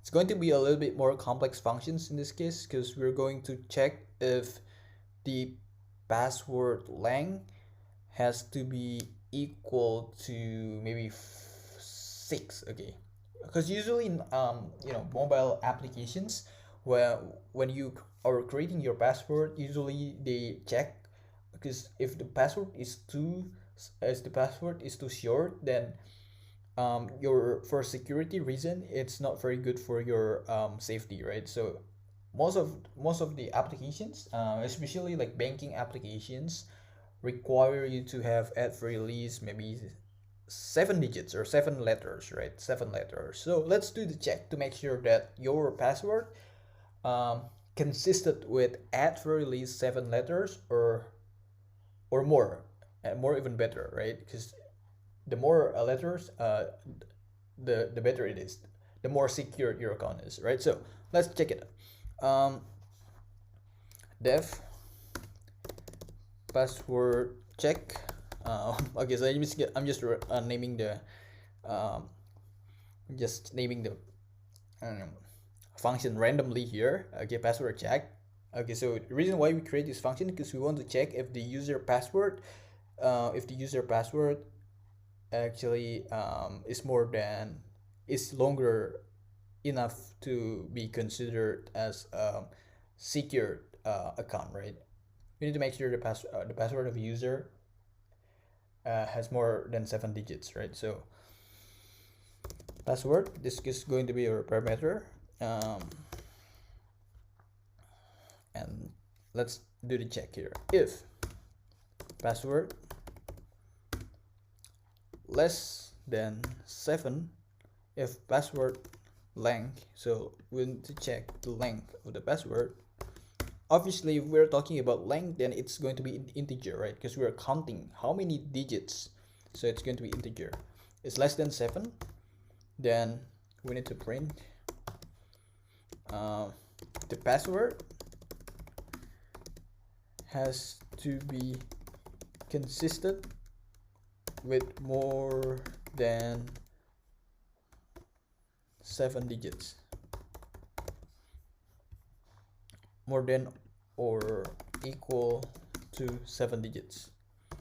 Else, so if the password that has been entered by the user actually has more than or equal to 7 digits, then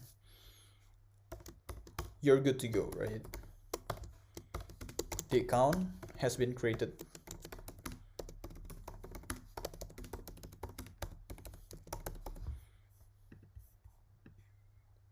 Right, here we go. So this is the functions. All right, so this is the functions, and I don't think we need to return anything here, so just check it if it works. So let's create a password here. For example, the password is ABCDEFGHKOP. Okay, so obviously this is more than 7, right? Consists with longer than 7 digits, right? So let's call the function here, print. What's the name of the function? Password check, right? And let's enter the parameter of that password here. Password, I misspell it all the time, I really apologize, guys. Here we go, and see, we compile it. The account has been created. Reason why? Because our password here is obviously consisted more than 7 digits, right? But what if we actually created our password to be very sure just consists of 1 digit, consisted only one digit only, like this? Then see, the password has to be consisted with more than or equal to 7 digits. Okay, so the password, so the account hasn't been created yet because your password is too short, right? Yeah, so I think that's all you need to know about the functions. Obviously these are very basic functions, but you always need to learn from the basics, right? Make sure you have very strong fundamentals before you're able to like expand your skills and knowledge. So again, in a project, obviously you're gonna see functions that are more complex, functions that are more complicated to make. So don't lose motivation, guys. Always stay motivated, and I'll see you in the next video. We're going to do the actual coding for our project, and it's going to be a pretty complex one, and it's gonna take a while to make it. So yeah, prepare your energy, I guess, before getting there. And feel free, if you're still not confident with your Python skill, you might want to spend some times to explore all this practice and make sure you understand the syntax, understand how to create functions, conditional statements, create your for loop, maybe while loop, and understand the data type and stuff before getting into the project. Make sure you understand all basics needed for for creating the project. So yeah, but if you feel ready, feel free to jump into our project here. Just go to the next video. We will start doing our project, and I'll see you in the next one, guys. Peace. What's up, guys? Welcome back to the course. In this video, I'm going to guide you step by step on how to set up your VS Code. And again, as I mentioned previously, for this course I decided to use VS Code for my IDE, but feel free to use whichever IDE that you're most comfortable with. And once you have your VS Code open here, and first thing that you need to do is go to extension. So click on this. Okay, click on this and go to extensions. And assuming that you're very new to Python, you haven't installed your Python on VS Code yet, so just type in Python there and then install it. And again, right now I'm not going to install it since I already have it installed on my operating system, but just in case if you haven't installed it yet, this is the right time for you to install it. All right, and maybe you also want to install Python extension, but I don't think it is necessary for this project. That's the reason why I don't install it. And feel free to install any other extension that you might think going to help this project, going to help you for this project. Feel free to install any extensions you want here, but personally I'm just gonna go with this because I believe this is the only thing that we need for this project. So once your Python has been installed in your VS Code, and go back to the dashboard here, and let's create a new file. Right, create a new file, and remember, always name your file with a name that's easy to remember. So online banking app, I think that's going to be the name. Always remember to end your file name with .py, because this indicates to the system that we're actually creating a Python, okay, a Python file. So click on this and let's save it in the right folder. Okay, so personally I'm going to save it on Udemy ATM folder here. So I just click create file and I'm gonna close the tab here. And first thing we need to do is to import. The only library that we need to import is math here. So that's it. And I'm going to save the file here. So remember that in VS Code, because the version that I am working right now is the old version, so it's not saving the file automatically. Okay, so unfortunately um I haven't re-update my VS Code version, so it's kind of like the old version. But I'm pretty sure if you just download your VS Code and it's like the latest version, it's supposed to be able to save your file automatically. So I'm gonna save it manually here. So save again. If you're also using the old version, just like what I'm using right now, usually if your file hasn't been saved, there's a kind of like a notification here letting you know that the file hasn't been saved. So make sure that you keep saving. I know it's kind of annoying, but you don't want to lose your file, right? So make sure that every single time you see something pop-ups here, if there's a notifications right here, always keep saving your file, right? So now import math. So I've imported math library here. So I'm also going to introduce you a terminal. Okay, so we're gonna need this sometimes, but not all the time. So if you go here, new terminal, actually you can run the code here, but I personally prefer to just go up here and run without debugging. But again, everybody has different personal preference, right? Some people prefer to run their code from the terminal, just type in the command here and then run the code by doing so.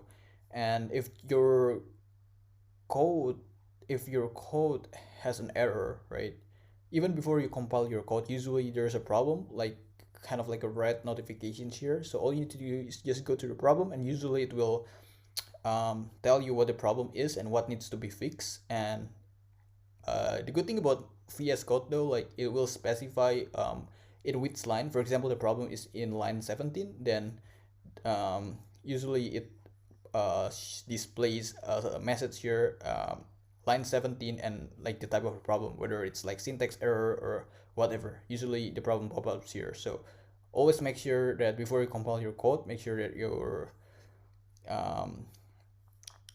code has no errors, or even if you find errors, fix it immediately. And if you have no clue what your error is, just go to the sections, go to problems, and usually it will give you a hint on what you need to fix, right? So I'm gonna resave it again here, and I'm gonna see you the next one. Next one, we're going to do the actual coding. So this video is just going to be a very short video.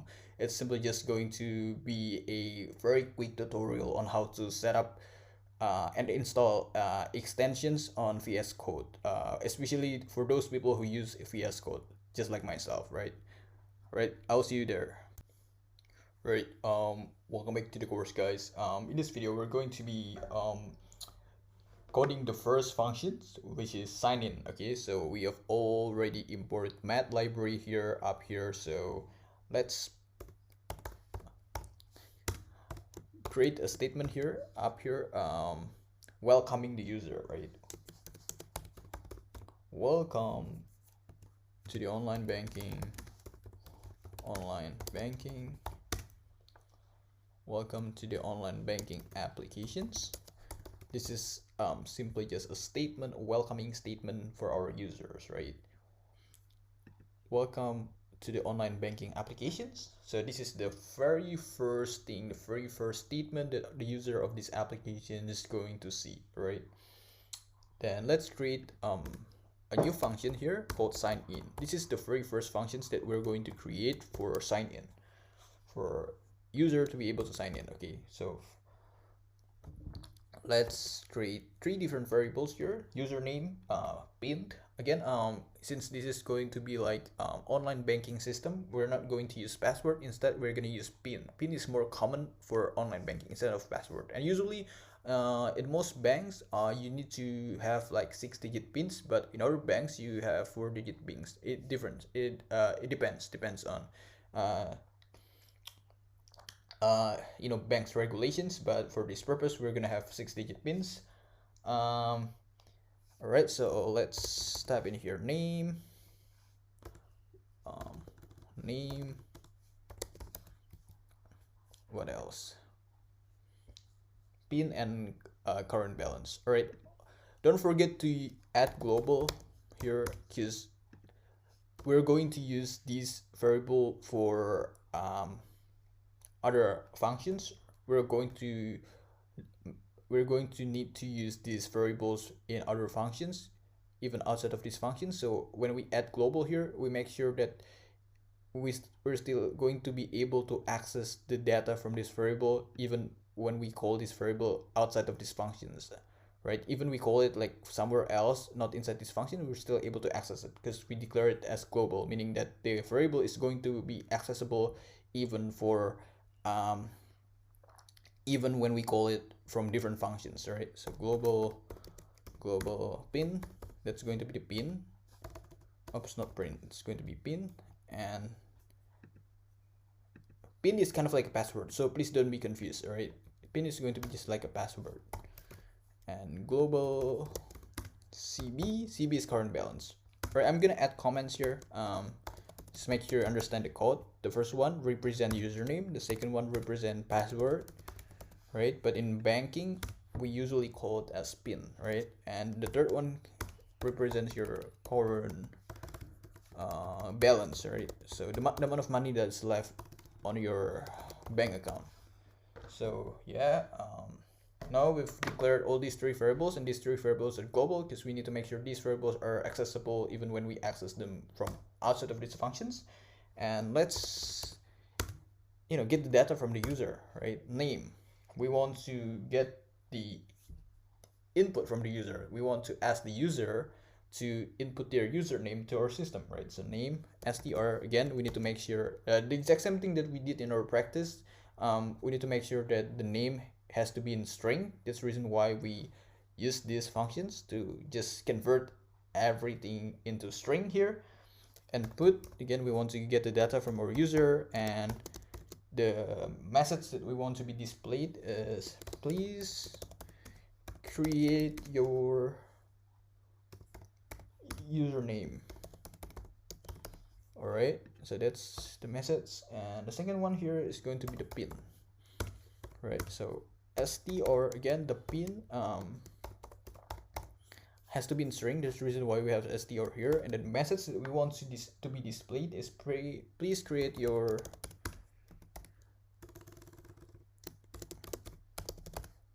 create your 6 digits pin. Again, some banks have policies to require you to only have like 4 digits, but most banks that I know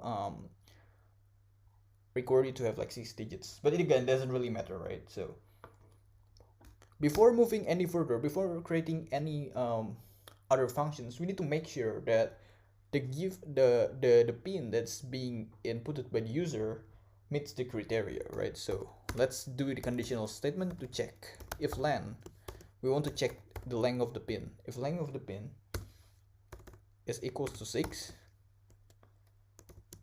then pin is going to be equals to pin. Okay, so this is the conditional statement. If the user input the pin and the pin is consistent with 6 digit, then the pin, it's going to be set equal to the pin that's being inputted. Okay, if that's not the case, however, else we need to display a message here saying that the pin has to be in 6 digits. Okay, in 6 digits, and the user is going to be asked to input a new pin that match the requirement. has to be it has to be consisted of 6 digits. So we're going to ask the user to re-input the pin. str input. So I'm just going to copy and paste the same message here. It's gonna be exactly the same. This is the scenario where the pin being inputted by the user is not 6 digits, and the system is going to ask the user to re-input his pin again to make sure that whatever the pin is being inputted by the user has to be consisted of 6 digits, right? So yeah, that's the code here. And let's redo the check again here to make sure the new pin has to be consisted of 6 digits. So if len, this is the new pin. New pin is not the pin that's being inputted by user up here. This is the pin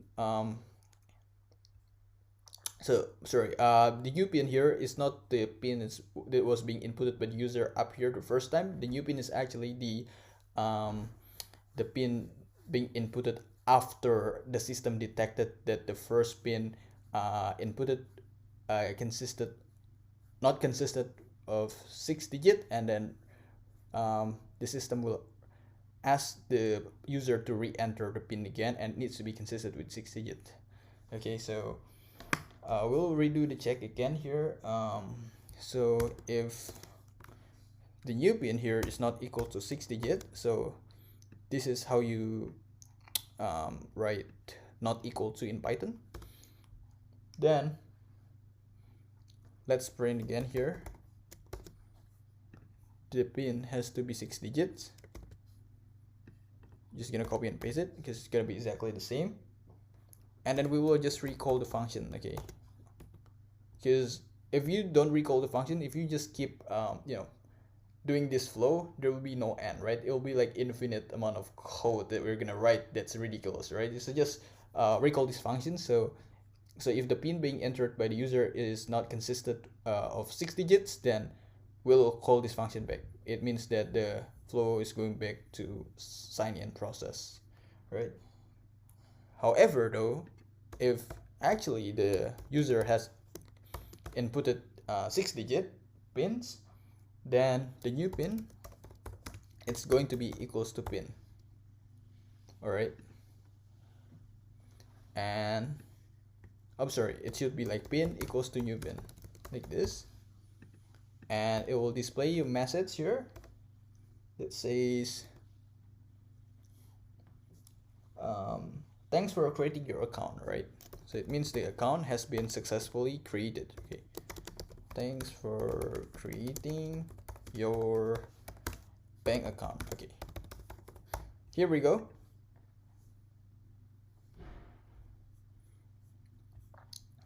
I'm gonna save it. Make sure we save the code. All right, see, there's a problem right here. Sign is not defined. Line 16. All right, I forgot to add sign in here. Okay, so now we need to resave it again. And we will call the function just to check it. Sign in.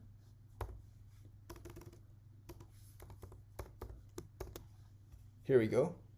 Just gonna give a space here and resave it again and see, hopefully the code works. Okay, so run without debugging. Please create your username. Let's say my username is Chris. 6 digits. So let's test with the first scenario where we enter like 6-digit pins. So it's going to be A, B, C, D, E, F. Thanks for creating your bank account. All right, cool. So that's cool. When you enter 6-digit pins, then the program works. And let's test it out if the pin that we enter here is actually not consistent with 6 digit. Let's enter pin a new pin, another pin, but it consisted with 10 digits, right? So let's redo it again here. I'm going to clear this terminal so it looks clean. clear. All right, it's good habit, you know, to always clear the terminal because you don't want seeing a mess here. So let's run it again here, run without debugging. My username is Chris, username ABCDEFGHIJK. The pin has to be in 6-digit. Please create your 6-digit pins. Okay, let's say I enter AGHYUO.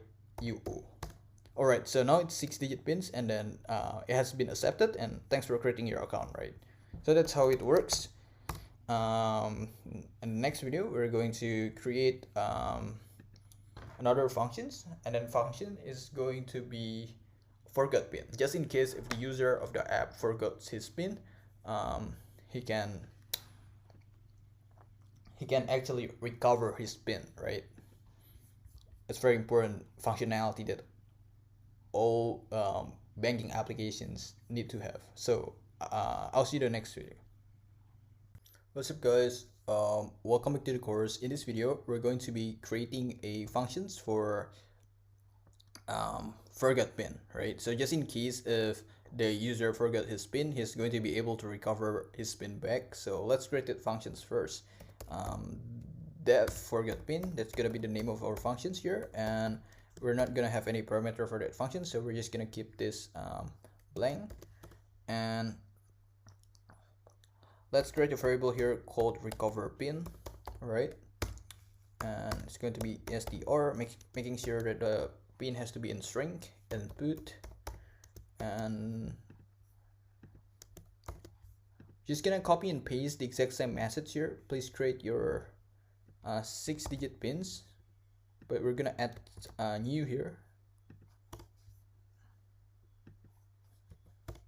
Please create your new 6-digit pins. Okay, so just in case if the user forgot his pin, we're gonna ask them, the system is going to ask him to enter his new pin, right? And it has to be in 6-digit. It has to be consistent with 6 digits.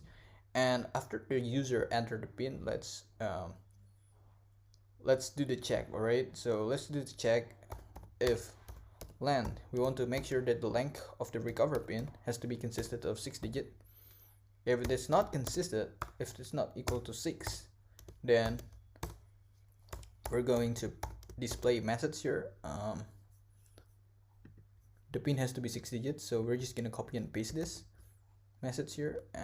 Here we go, and down here we're going to recall the function. So what's going to do, so every single time the user enter a new pin, his new pin, however that pin is not consistent with 6 digits, then what the code is going to do, it's going to send them back to these functions again and ask them to redo it again. And what if the pin is still wrong, or what if the pin is still not consistent of 6 digit, and we'll go back again, we'll go back and go back and we'll go back again. So that's kind of like a cycle, and if the user keeps entering pin that's not consistent of 6 digit, and the cycle is not going to over, right? It's going to keep going over and over again.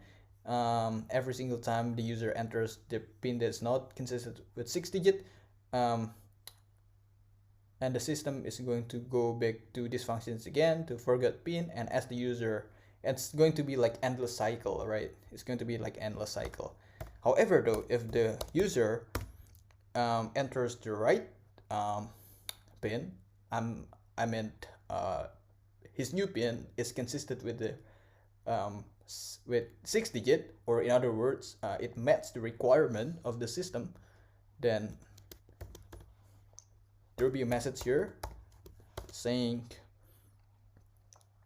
the new pin has been reset. Forget the quotation mark, unfortunately.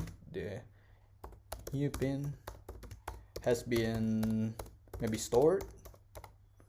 Has been stored. Alright, has been stored. Please log in. Alright, so simply just letting them know that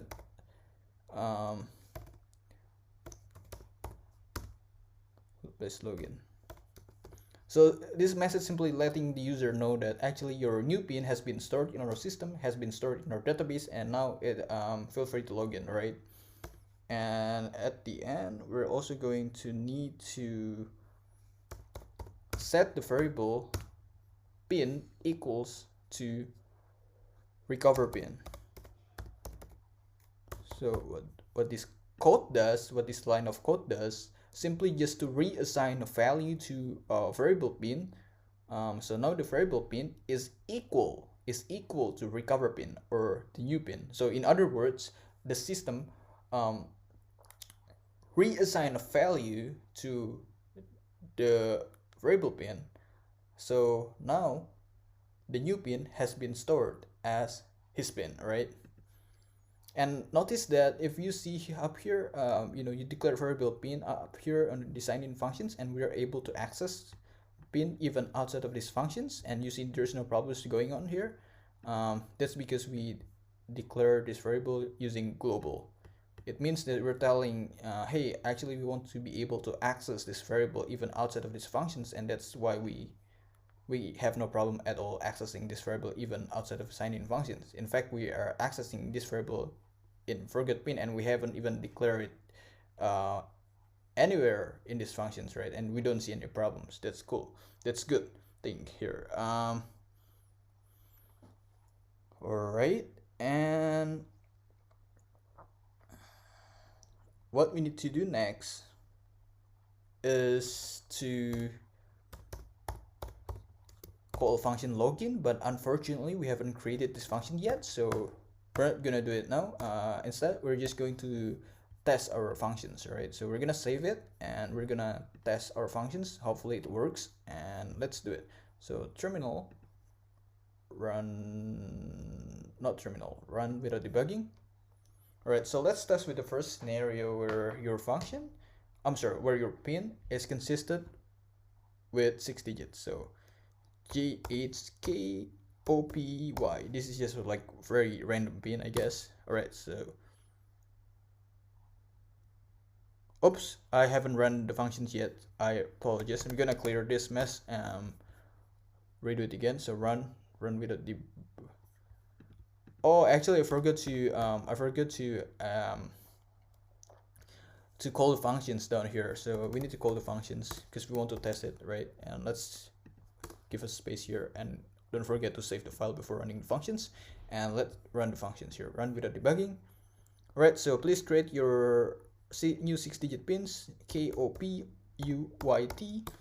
The new pin has been stored. Please log in. Okay, so since the pin that I entered, the new pin that I entered was consistent with 6 digits, then now I'm able to log in. But let's test the other scenario where you're entering pin that's not consistent with 6 digits and see what's gonna happen, right? So let's run the code again here.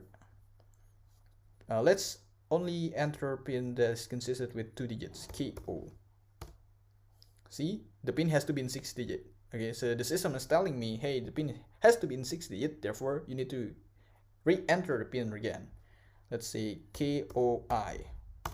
Again, it's going to be like endless cycle, right? It's going to be very like endless cycle until the user, until myself, enter a pin that's consistent with only 6 digits. So JKOP UG. That's it, right? So that's how it works. So I'm just gonna clear this mess, and I'm gonna see you in the next video where we're going to create the functions for calculating deposit interest rate. Okay. So yeah, I'll see you there. Before that, I'm just gonna delete this because we don't do testing anymore, and I'm gonna save the file. Make sure everything here has been saved, and we're good to go. All right, I'll see you guys in the next video.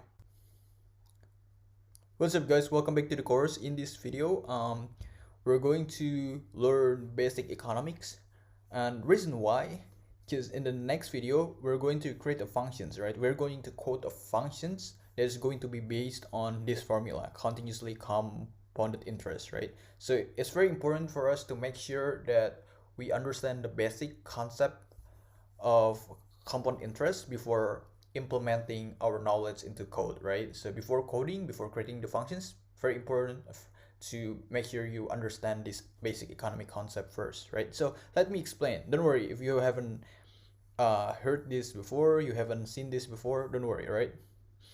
So continuously compound interest, the formula is A equals B E, which is exponent, raised to the power of RT. So A is the amount of future value, so this is the future value of your investment, and P, principal, this represents initial value, so it's the amount of money that you deposit first, the amount of money that you are going to invest. Or represents interest rate, so usually bank gives you interest rate for keeping your money there, and every bank obviously has different interest rate. And T is the time that you choose to keep your money there, the time that you choose to um, invest your money, right? So let's start with example here. Before that, if you're not familiar with E is approximately 2.71, right? So this is approximation of E exponent, and let's do a case study here, right? So for example, myself, I just registered to this bank.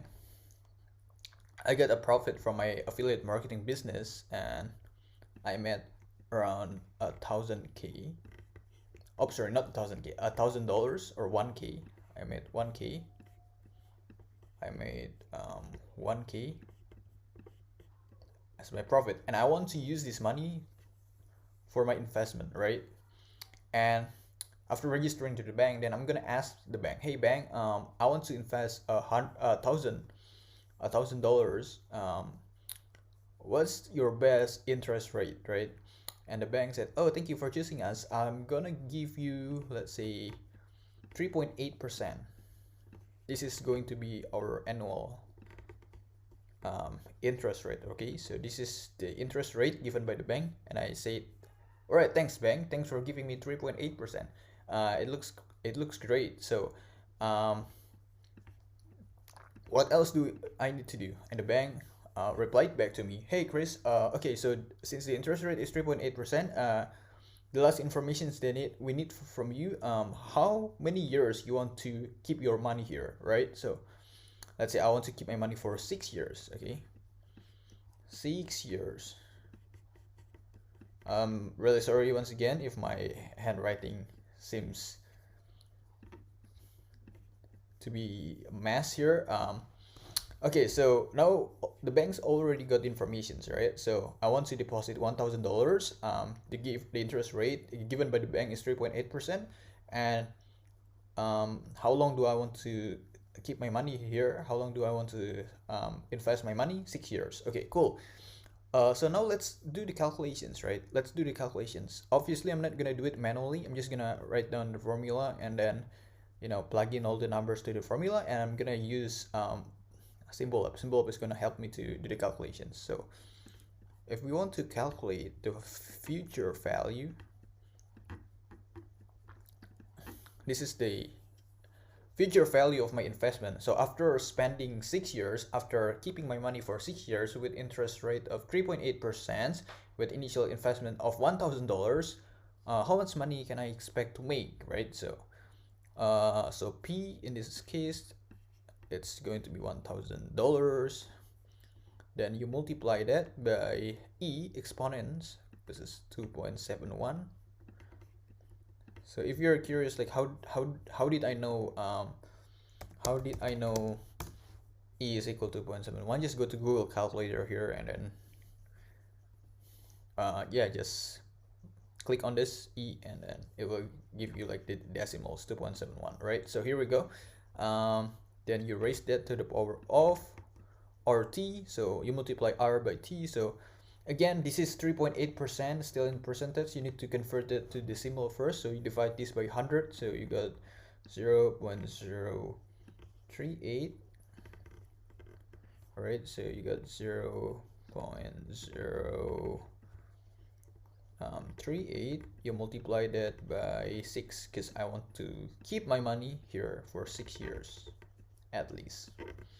All right, so here we go. Then what's gonna be the future value, like how much money is going to be on my bank account after investing for 6 years. Okay, so let's calculate it. So 1000, you multiply that by e exponents raised to the power of rt. So you multiply r is going to be 0.038 because the annual interest rate is 3.8%. I forget to multiply that by 6 because I want to spend 6 years. I want to keep my money for 6 years here. So here we go. Okay, so now my investment is, after keeping my money 6 years, so now I got $1,256. This is just an example, right, guys? Or in other words, I gain $256 as my profit. This is my profit. So after investing $1,000 with annual interest rate of 3.8% and keeping my money there for 6 years, then after 6 years, my investment worth $1,000 and 256. So that's the concept. Make sure you understand this basic concept, very basic economic concepts, and pay very close attentions. Because in the next video we're going to build a function based on this formula, right? So having a good understanding of this formula will make your life easier when it comes to coding, because you're just implementing things that you already knew, implementing things that you already master on code. So yeah, so that's how you did the calculations for continuously compound interest. We're going to create a functions based on this formula in next video. So I'll see you guys in the next one. What's up, guys? Welcome back to the course. In this video, we're going to build the actual compound interest function to calculate the future investment value from our customer. So in the previous video we learned about the basics of compound interest. I taught you how to calculate compound interest, and now let's implement knowledge that we had to the code. So let's build a function based on this formula, right? So here we go. Let's name the function first. So deposit interest. Name the functions with whatever name you want to have, with whatever name you want to name.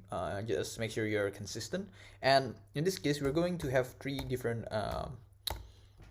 parameters, right? P, R, and T. So just in case if you are not sure why I include these 3 parameters, remember that in this formula we have P, R, and T, right? So we're gonna have like 3 different parameters. P represents principal or initial value, or represents annual interest rate, and T represents times, the amount of time the investor want to keep their money on the bank. So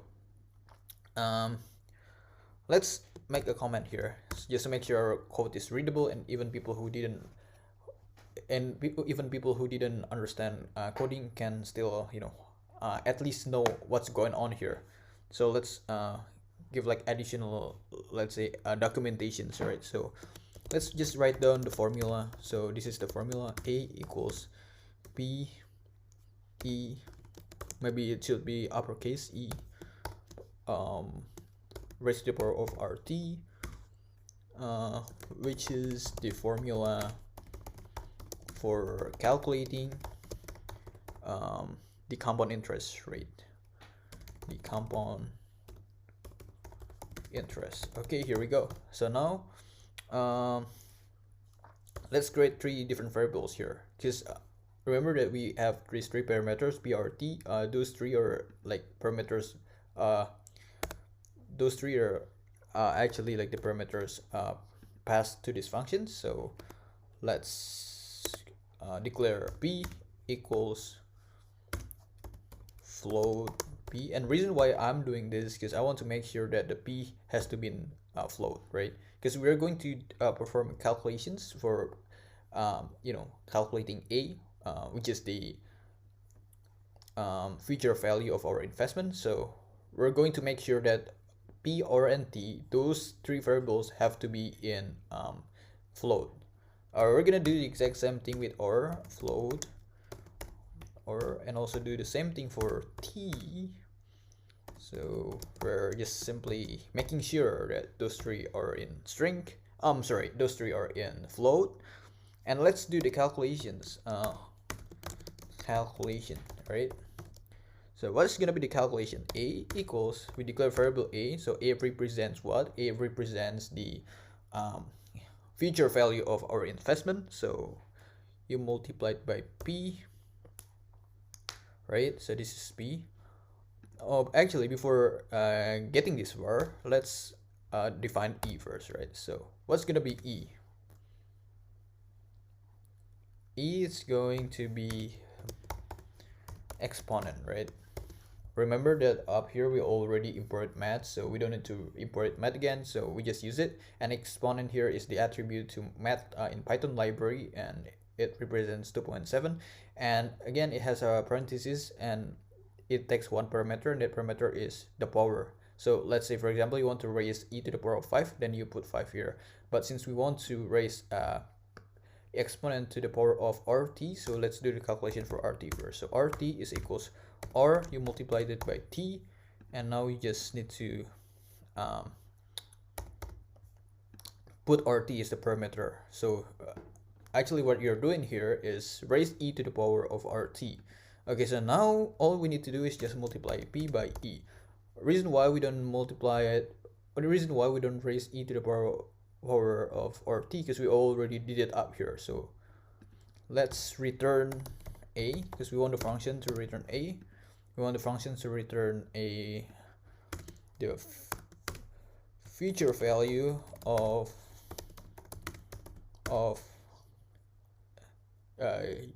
investment, of your investment. Okay, so here we go. So now it's the time for us to check if the function works correctly. Let's do the testing here.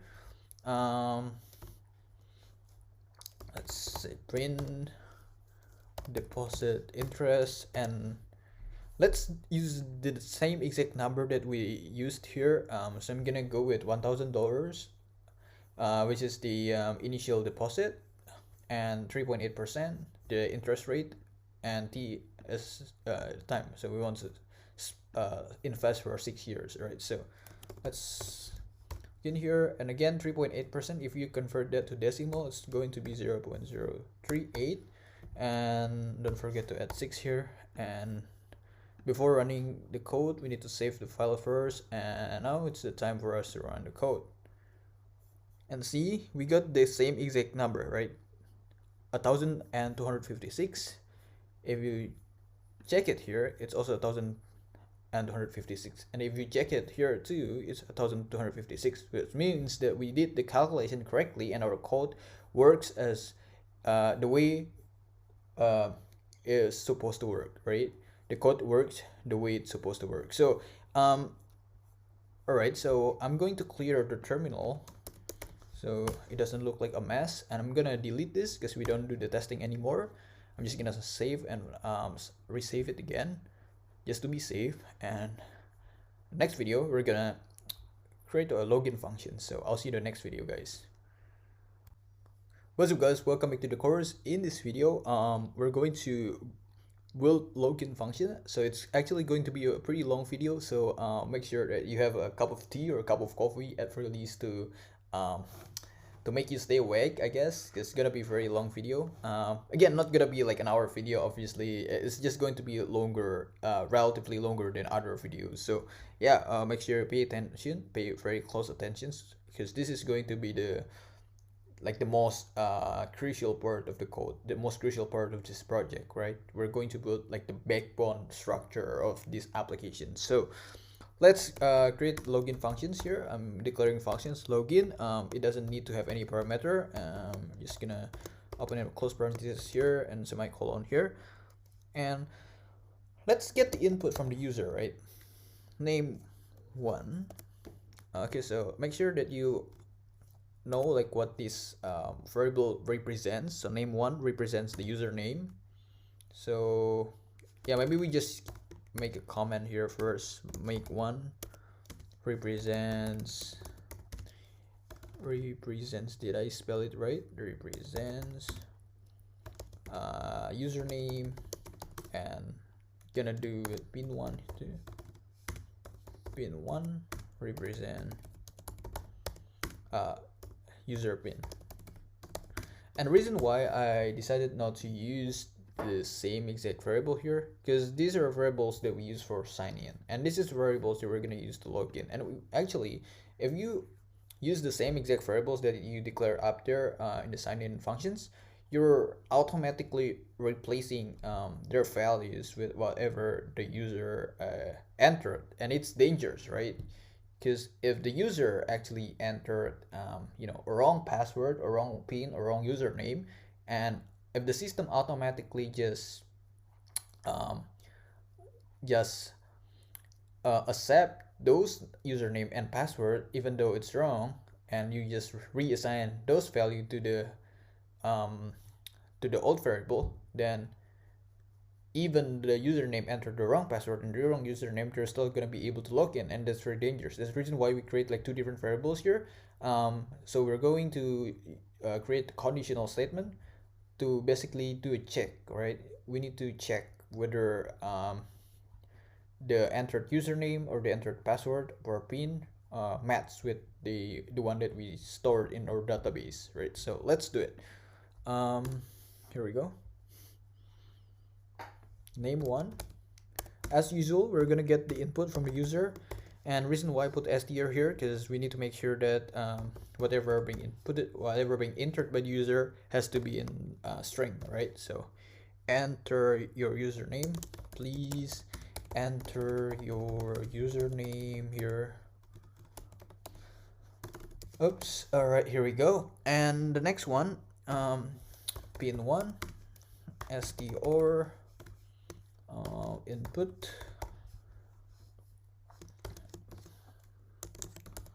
please enter your pin. There we go. And we're going to do the check. All right, so we're going to create a conditional statements. Basically we need to check, right? We need to check if the name and pin actually match with the one stored on the database. Alright, so just write it down like this. Check if the name and pin match. Alright, so if they don't match, or just either one of them doesn't match with the one that is stored in our database, then the user will not be able to log in. Okay, so let's create the conditional statement here. If name1 equals, alright, so we created conditions where the name1, the username being entered by the user, has to be exactly the same with the name here. The name that's the username that is being stored in our database up here. And again, since we declared this variable to be global, so we're able to access this variable even outside of the sign-in function. So and these are conditions that needs to be met. Pin1 equals has to be exactly the same with pin, right? If that's the case, then we're just going to welcome them. Welcome to the online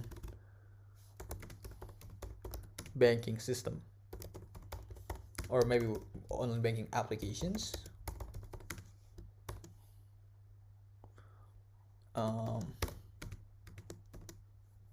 Here we go.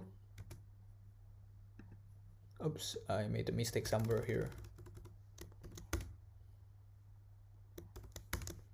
I'm gonna give a space right here and name, right? So we're going to display this statement: welcome to the online banking applications, whoever the name of our customer is. For example, I'm the one that's logged in, so welcome to the online banking application Chris, because Chris is my name, or my username in this case. And the next one, we're going to display a message saying please choose the menu down here. All right, maybe we don't need that. So yeah, that's what the user are going to see if their username and pin match with the one that's stored in database. However, what if they don't actually match, right? So just do else statement here, and what's the code going to do if it didn't match? If it didn't match, then if either one of them didn't match, then the system is going to display a message like this: your maybe either of your username or PIN is wrong, right? Then the application is going to ask you, did you create your account? So basically what it did is to make sure that actually you came here to the login menu and you entered the wrong password or the wrong username. Did you already create your account? If you already created your account, then you need to re-enter your correct password or correct username. But if you actually haven't created your account yet, then you will be sent to sign in function, right? So let's create a list of options here. Let's call list 1. It's going to be like this. So the list is going to be filled with 2 different strings. So 1 is yes, so 1 represent yes and 2 represent no. Okay, so if the answer to this question is yes, he or she already created his or her account, then do this. And that's the exact opposite. If the answer to this question is actually no, he hasn't created his account yet, then do something else, right? So let's iterate through this loop first. For I in list 1,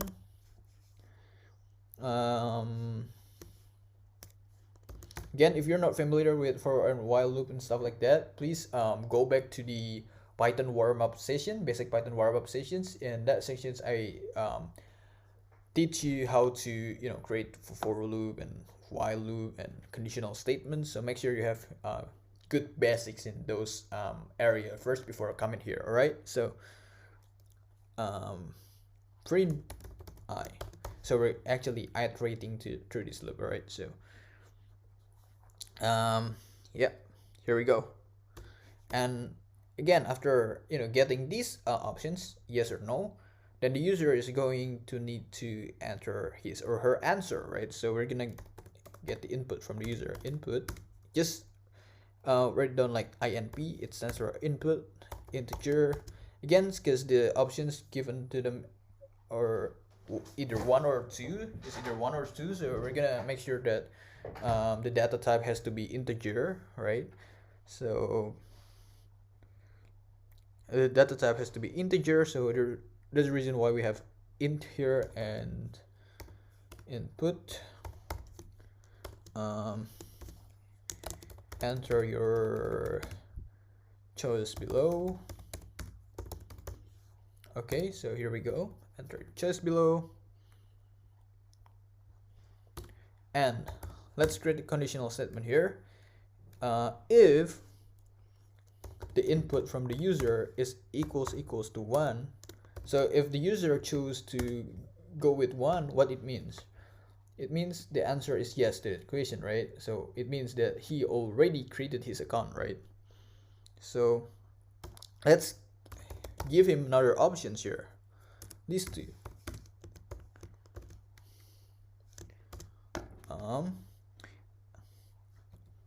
1. Do you want to attempt to log in again?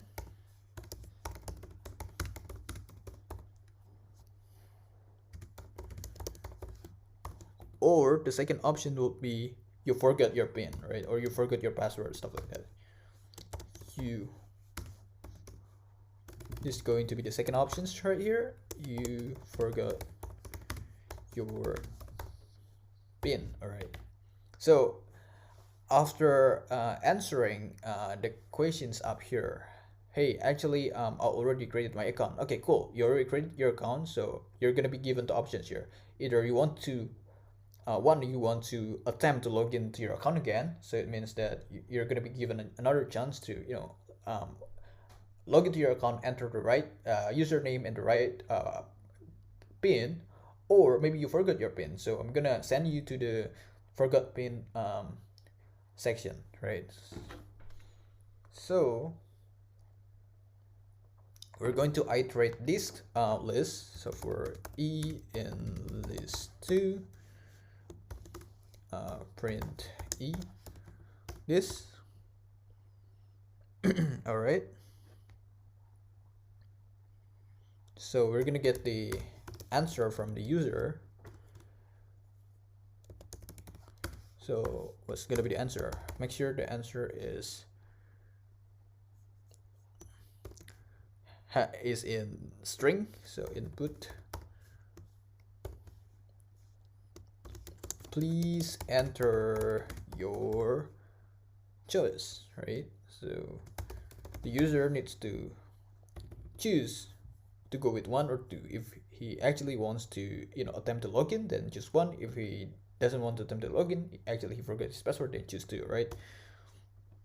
And make sure that we convert this to string. Reason why? Because the option is either 1 or 2, and it has to be in string. It has to be in integer. That's the reason why we need to convert it from string to integer. So the answer, all right, so now the answer variable has been converted to integer. It's no longer a string. Instead, now it's in integer.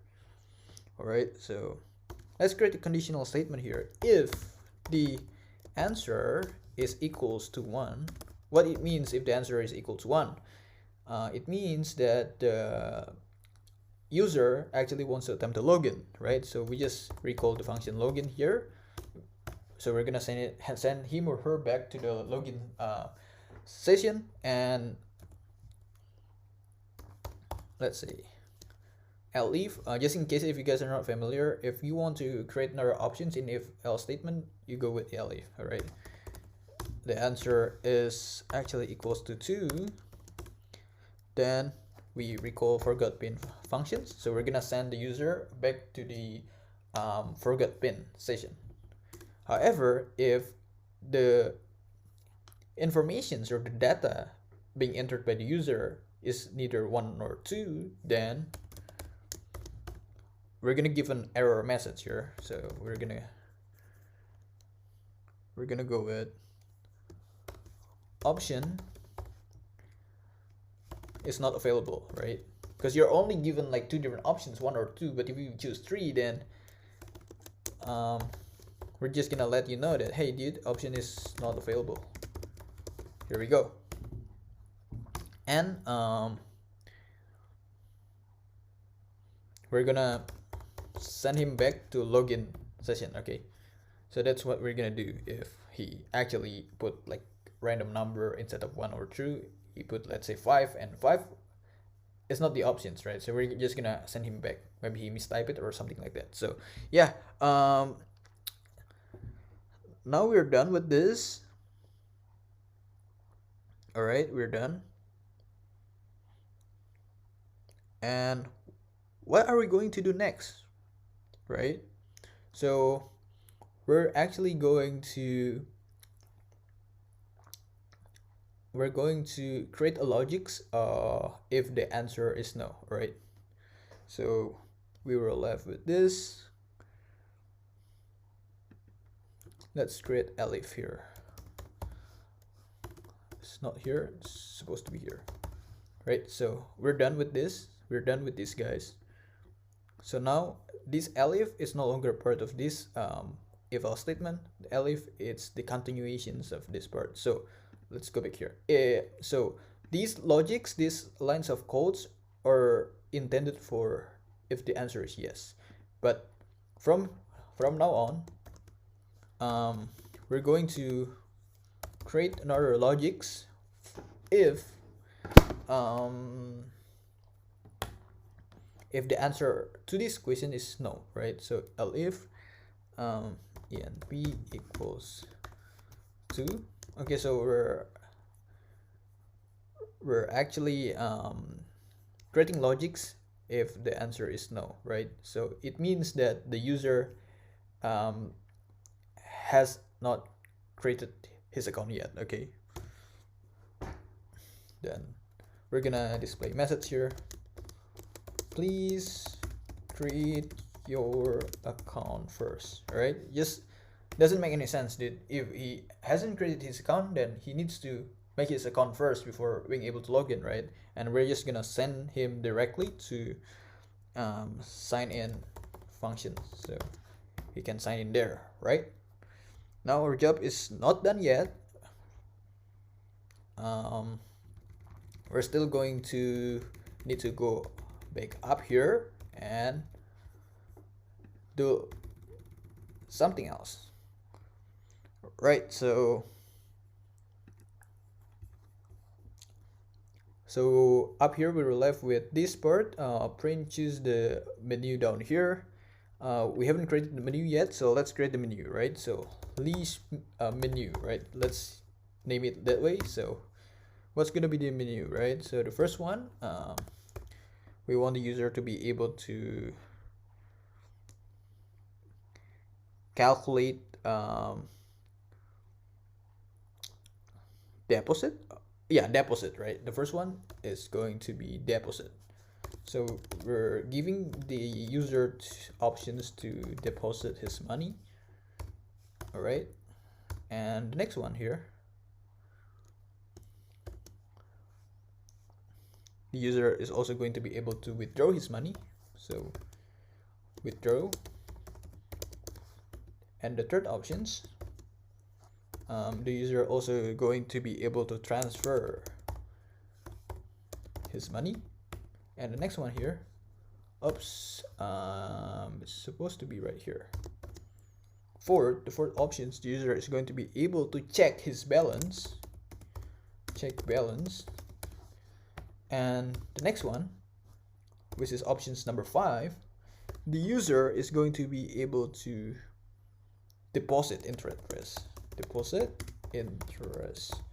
right? And the last options here, the user is going to be able to calculate compound interest. Okay, so it's gonna have something to do with the functions that we created in the previous video. So if you're curious like when we're going to use it, please be patient. We're gonna get there in the next couple of videos. All right, guys. Compound interest. All right, compound interest. All right, so I think we're done. Just save the file. All right, just save the file. And unfortunately in this video we're not going to be able to do testing. And if you're asking me like the reason why we're not able to do testing, because the functions login is not complete, right? So there's still lots of things that we need to work with these functions. So we're going to create a logics for deposit, logics for withdraw, logics for transfer, and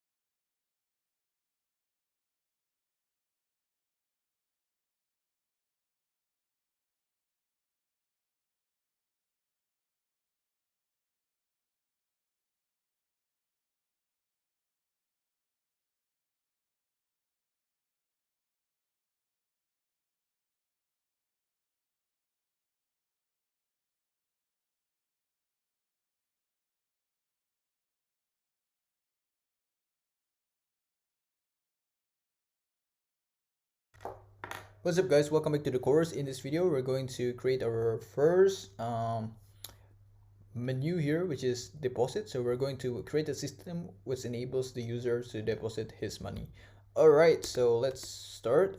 Actually in the last video I forgot to iterate the loop, so let's create a for loop here for, let's say, B in list menu. We're going to iterate that, so I'm going to print B here, and gonna let the user choose, right? So choose equals integer again, because all these options provided here are in um, numbers, so make sure that the data type has to be integer to avoid any error. So input,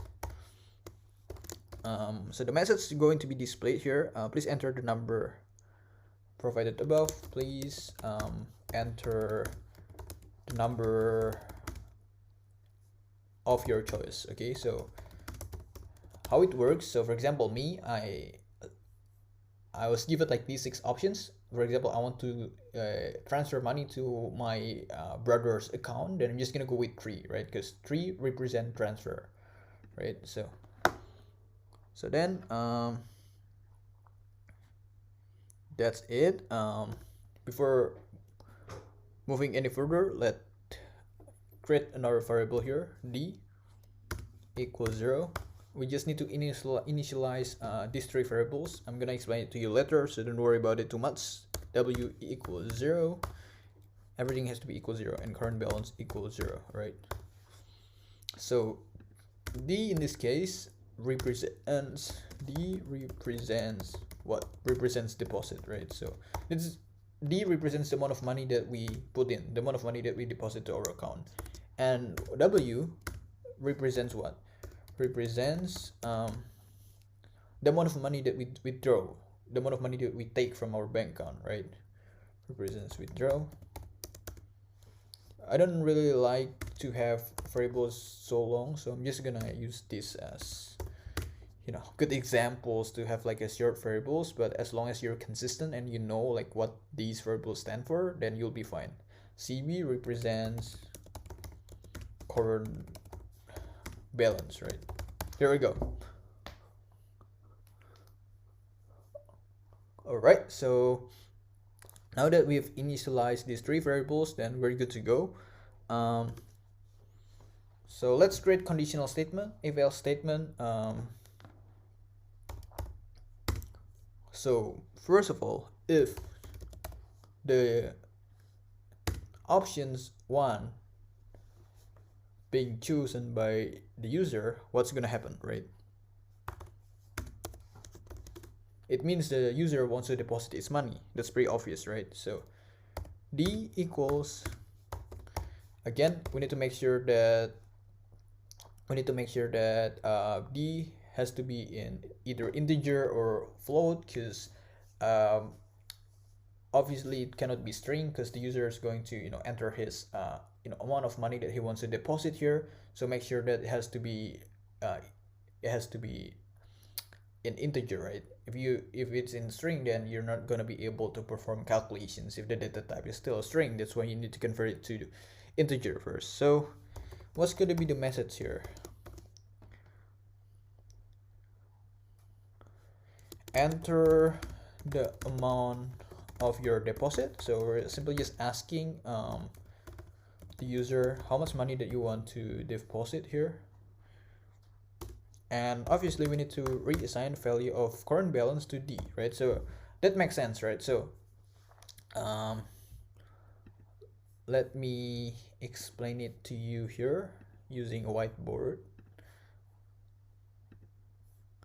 So let's say this is our database, right? This is our database, and then initially D is equals to 0, and the CB also equals to 0, right? Alright, so now the first transaction is coming. I just log into my applications, and I want to deposit, let's say I want to deposit $3,000 or 3K, right? So I deposit $3,000. So now by system, automatically the current balance has to be $3,000. That's the reason why we set current balance equals to the amount of money that I just deposited, which is this $3,000. Hopefully that makes sense. Let's go back to the VS Code. Here we were left with this, right? We were left with that. And then let's print a confirmations message here, just to let the user know that they have deposited $3,000. They have deposited, uh, let's write down like this. Your current balance is, we're gonna give a space, and we're going to print his current balance. And remember that when you use print, you need to make sure you convert that data type from integer or float to string, because if you print it on integer, then it's just not gonna work. In most cases, gonna give you an error. That's the reason why you need to convert the data type of CB to string first before printing that statement. Alright, so, and maybe you want to add something else here. It's totally up to you guys. Totally up to you, right? Totally up to you. Maybe you want to add something else. Thank you for your deposit. Or maybe it's not necessary. I'm just, I'm just adding something that's not very important, I guess. So yeah.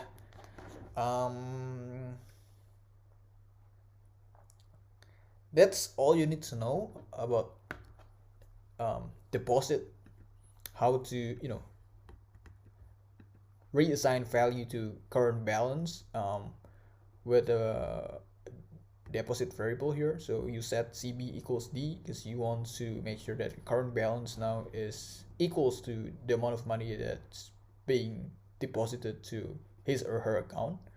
And after setting that value, you just let him know that actually your current balance is this is the exact same amount of money that you deposited. Okay, so yeah, I think we're done with deposit. Gonna see you in the next video. In the next video, we're gonna create logics for withdraw. Okay, so let's see you in the next video, guys.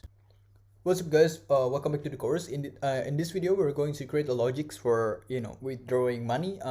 As in the previous video, we created logics for deposit money, and now let's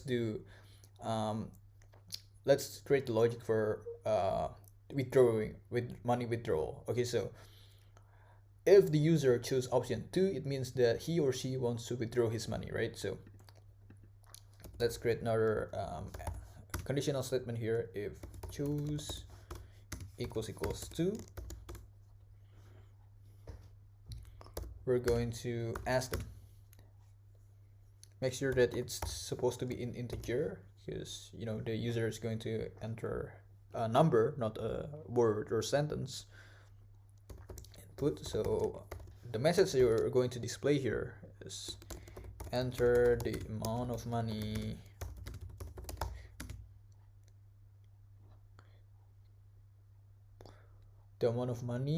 that you want to withdraw. I don't know if that's too long, but enter the amount of money that you want to withdraw. Yeah, I think that's completely fine. And now we need to check. This is kind of the same thing that I explained in the basic Python warm-up session. We need to make sure that the bank is not losing the money. We need to make sure to check. All right. So what important thing that we need to check here? We need to make sure that the amount of money that he or she wants to withdraw has to be at very least equal or less to his current balance. Because otherwise, if he actually withdraws the money that's more than his current balance, it means that he's going to withdraw the money that he doesn't even have in the first place. So he's actually like stealing the bank's money, and we don't want that to happen. We want to prevent that from happening, right? So we need to do an additional conditional statement here to check. So if W withdraw is greater than CB, so if the withdrawal money, the money that he wants to withdraw is greater than current balance, we need to print just display statement here. Your current balance is not sufficient, right, for this transaction. Okay, so we're just gonna let them know that, hey, your current balance is not sufficient for these transactions, right? And we're just going to return them back to the login functions. We're just gonna send them back to the login functions. However, if the withdrawal money with the money that they want to withdraw, the money that the user wants to withdraw is actually equal or less than the current balance, then we're just going to approve the transactions, right? So we're just going to approve the transactions. CB equals D minus W. So don't worry guys, I'm going to explain it to you, the logics behind the code in the whiteboard after finishing this code, so don't worry. And we're just going to display statement here, print str. Again, as I mentioned previously in the previous video, when you print a variable, previously it was in either integer or float, you need to convert it to string, because if you didn't convert it to string, then Python will give you an error for printing integer or float. So strw, let's give a space right here, has been withdrawn from your account. So we're simply just letting them know that, hey, $100 has been withdrawn from your account, and here is your current balance, and your current balance is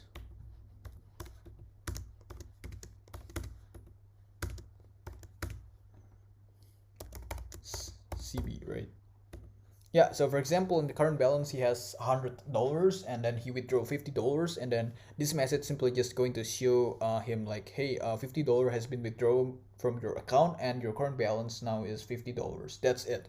All right, so if you're a little bit confused, like the logic behind this, let me explain it to you. Don't worry about it. Let's go to the whiteboard here and gonna explain it to you. Right, so just gonna refresh this. So we have a clear whiteboard here, so let's open up the VS Code really quick here to make sure things that we're going to discuss in the whiteboard. All right, here we go. This time I'm just going to use blue as my color. Actually, blue is my favorite color, so yeah, I'm gonna go with blue this time. So let's see, withdraw. So actually, I'm the user of the applications and I want to withdraw, let's say, $175.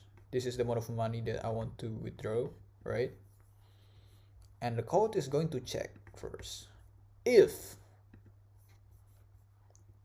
the amount of money that I want to withdraw is greater than 175, right? I'm sorry, let me repeat it once again. If the amount of money that I want to withdraw is greater than my current balance, so let's check if the amount of money that I want to withdraw is greater than my current balance. So let's say my current balance is only $150. So yeah, if so $175, which is my current balance, which is my withdraw money that I want to withdraw, is greater than $150, which is my current balance, then the transaction is going to be cancelled. And the reason why the transaction is going to be cancelled, because I don't even have this money in the first place, right? So that the transaction was cancelled due to insufficient amount of balance that I have in my account, right? However, if that's not the case, if let's say I have $200 in my current balance, and I check, okay, $175 is actually less than $200, right? Then the bank is going to approve the transactions. And now it's going to display a message to me that says you have withdrawn $175, and now your current balance is going to be your current balance subtract by the amount of money that you withdraw. So your current balance previously was $200 and you've just withdrawn $175, so just subtract 200 by 175, it's going to be $25, right? So this is the amount of money that you withdraw, and you have $25 left on your bank account. So that's the logics behind it. Actually doesn't really matter in this case when I put D instead of CB, but if you put CB, it's gonna work the same way, because CB it's equal to D, right? CB's current balance is equal to deposit. So when you withdraw the money, your current balance is going to be the amount of money that you deposit minus the amount of money that you withdraw. Or actually, just to be consistent, I'm just going to change this into like this: CB equals D minus subtract by W, which means that CB current balance is equals to 200, the amount of money that I deposit, subtract by the amount of money that I withdrew. So now I only have $25 left on my bank account, right? Since I already withdrew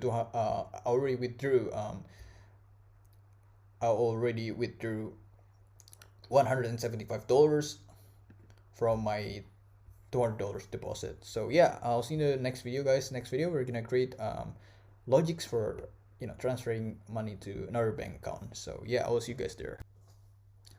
What's up, guys? Welcome back to the course. In this video we're going to create a logic for transferring users money to another bank account, right? So let's create another conditional statement here. I'll choose equals 3. So if the user chose to go with option 3,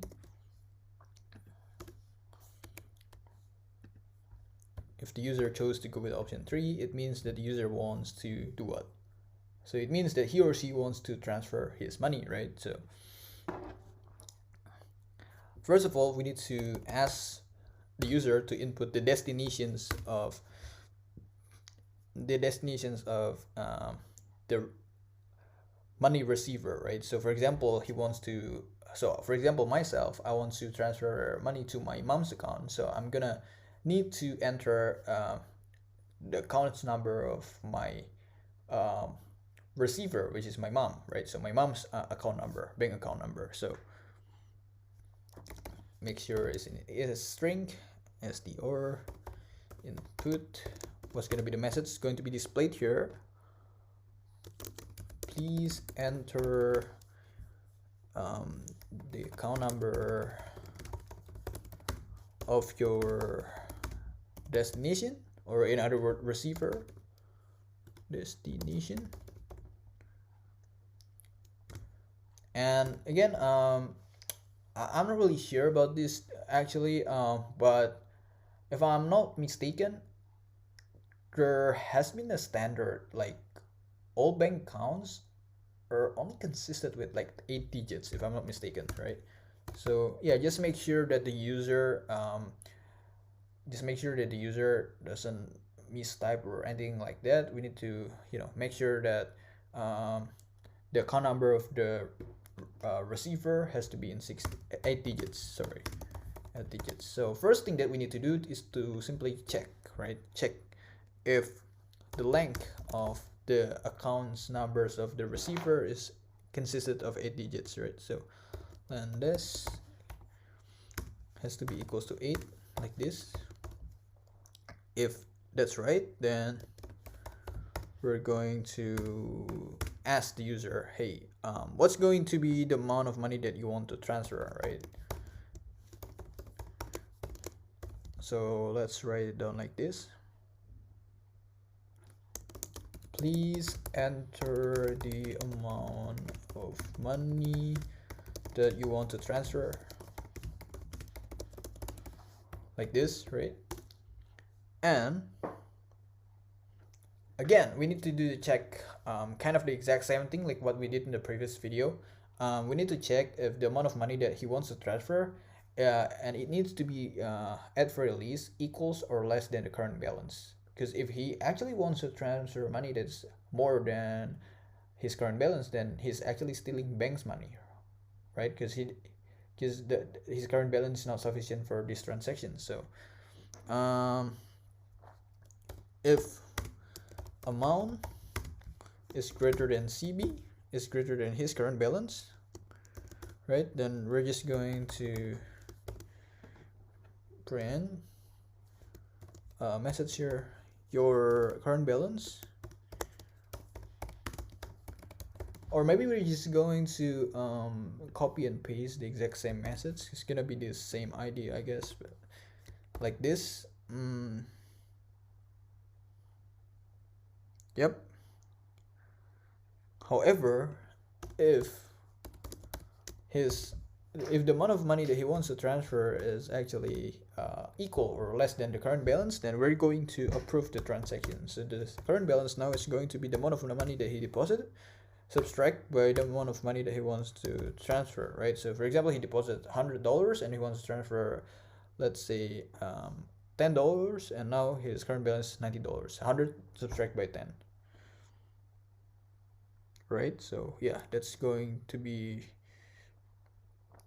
the amount of money left. Yep.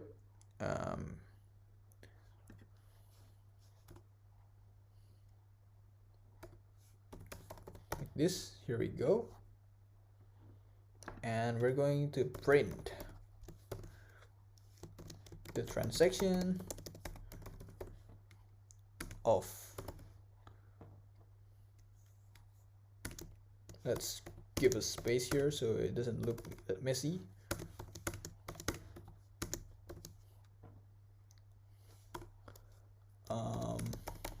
Transactions of this amount has been transferred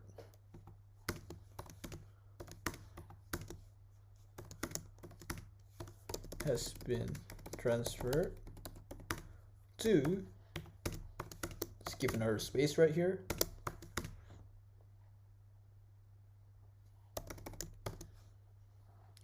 it's going to be the destination's account number,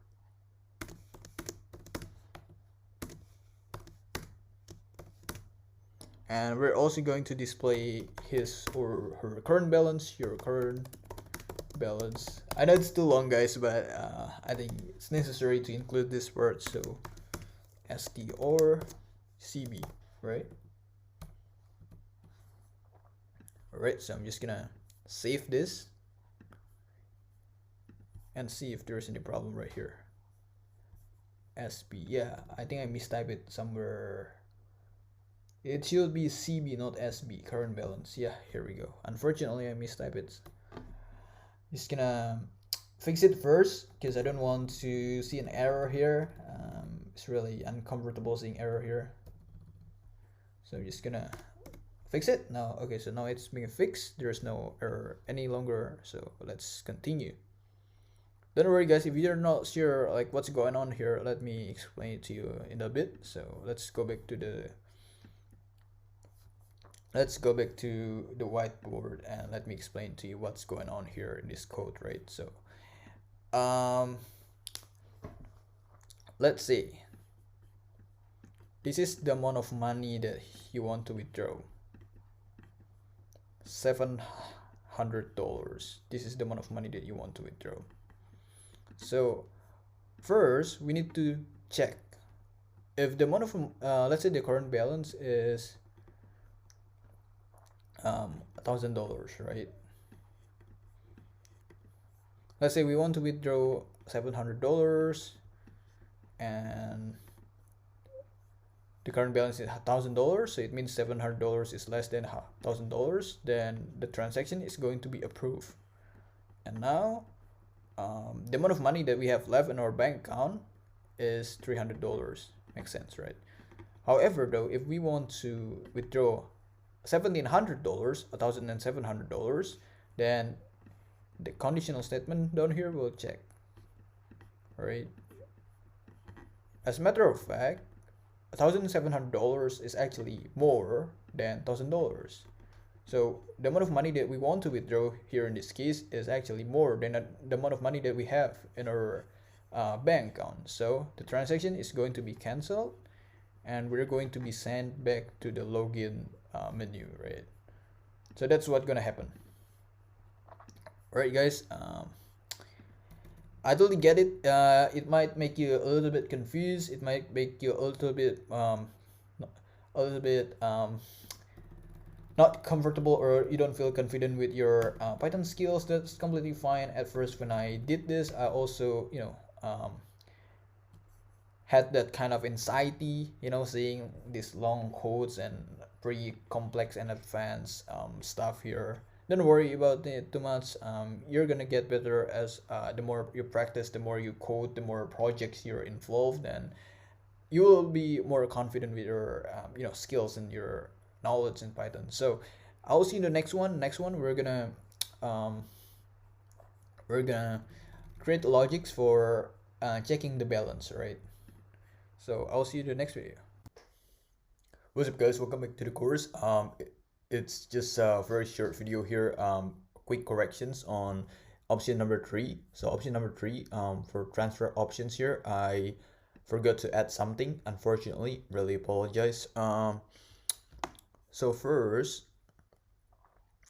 we forgot to add else here, because see, in this conditional statement, we measure the length of the destination's account number, so it needs to be consisted of 8 digits. If it is consisted of 8 digits, then do this. However, if it is not consistent with 8 digits, so for example the account number being entered by the user is, let's say, 10 digits, then we forgot to add else statement down here. So let me do it really quick. So it's going to be right here, else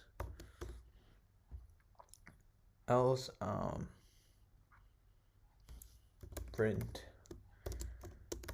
the transaction has been rejected since the destination account number is invalid. I guess that's the statement that we want to be displayed to our user, and then the user is going to be sent back to the login functions. And that's the first thing. And there's another thing right here that we also need to fix, not actually fixing it, because we only need to add something to it. So if we go up here, if you read this code, if amount is greater than current balance, right, then it will print your current balance is not sufficient for these transactions. However, after that, we need to add something else down here, because we need to make sure that the user is going to be sent to the right place. So we're going to send him back to login menu right here. Don't forget to save the file. Yeah, that's it. That's all you need to add for option 3. Really apologize, I kind of forgot to add those things in the previous video. I'll see you in the next one. What's up, guys? Welcome back to the course. In this video, we're going to create logic for checking balance. I promise you it's going to be a very short video, because we are simply just checking the balance. We are not going to perform any mathematical operations. We're not going to do any calculations here. So yeah, create elif statement here. Elif choose 4. So if the user, we're just gonna fix it really quick here. All right, so here we go. Yeah, so let's do it. Elif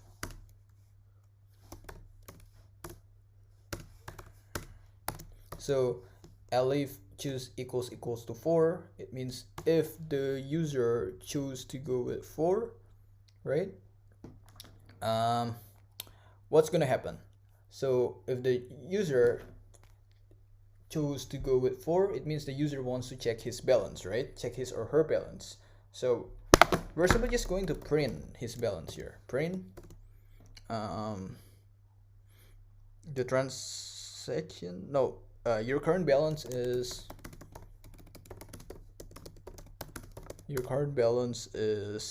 we're just gonna give a space here and strcb, right? Not SB, CB.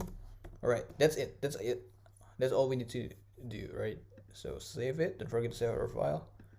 So simply just displaying the current balance that he has. For example, he has current balance of $2,000. So if he chose to go with option 4, it means that he just simply just want to check his current balance, and we're just gonna print his current balance. This statement: your current balance is $2,000, for example, right? Right. Next one, we're gonna create the logic for interest rate deposit. So I'll see you there. Alright, what's up guys, welcome back to the course. In this video we're going to create logics for checking the deposit interest rate. So again, this is a little bit subjective. There is no like standards for interest rate because every bank has different policy when it comes to interest rate, but assume this is our own bank, so we are the one that get to decide the policy for interest rate. Okay, so let's say I'm the bank executive, right? I'm having meeting with software engineers and product managers, and they're currently developing a software, developing a mobile applications, and they're asking me, hey, what's going to be the deposit rate? Okay, so let's open up our whiteboard here. I'm gonna clear this first, gonna reload, and right, so me as an executive, I'm telling you that if the amount of money deposited by the user is greater than $50,000, right? So if the money deposit is greater than $50,000, then this bank is going to give you 3% annual interest rate. So this is going to be the interest rate. However, if you have your money deposited greater than $30,000 but still less than $50,000, right? Then the amount of not the amount, the interest rate, the annual interest rate that you're going to get is 2%. However, if your money that you deposit is actually less than $30,000, if your money is less than $30,000, this is just a policy, just an example, right? This is not like the common practice in the banking. I haven't even had the job in the banking field, so I have no idea like how's the policies there. They have their own calculations, and the calculation obviously is way more complex than this. It's going to involve lots of banking analysts and financial analysts, stuff like that. So this is just like very basics, random guess, I guess. So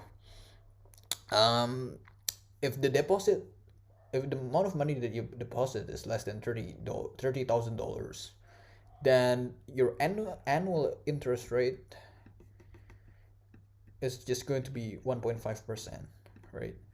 And I think it makes sense, right? Because the more money being deposited into the bank, actually the bank is more profitable. The bank generally is more happy. The bank is generally more satisfied if the customers come to their bank and deposit like the more money, right? So obviously they're going to appreciate you more if you deposit like 50K or maybe 100,000K, 50, 100K or stuff like that. And by showing his appreciation to the customer, usually the bank generally more willing to give higher interest rate when it comes to investment. So yeah, let's implement all these things to code, right? So after having the meeting with the executive, let's say I'm the engineer, this is the time to write the code. Okay, so let's create another statement here. Elif choose equals 5. What it means if the user choose 5, it means the user wants to check his deposit interest rate. So let's write it down. If D represent deposit, just in case if you don't remember, if D is greater than 50,000, so if the amount of money that's being deposited is greater than $50,000, then the rate is going to be 3, right? That's going to be the initial annual percentage rates, Elif. if D is greater than 30,000, then the rate it's going to be 2% as annual interest rate. And else, okay, so if the money is deposit there is less than $30,000, then the annual interest rate is going to be 1.5%, right? So that's the rules from the bank. So we got the numbers after having the meeting with the executive previously, and now let's just print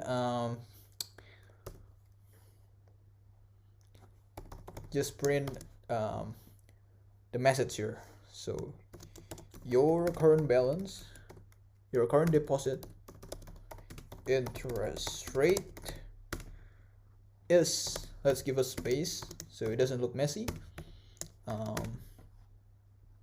STR, always remember we need to convert it to string before printing rate, and it's going to be in percent, right?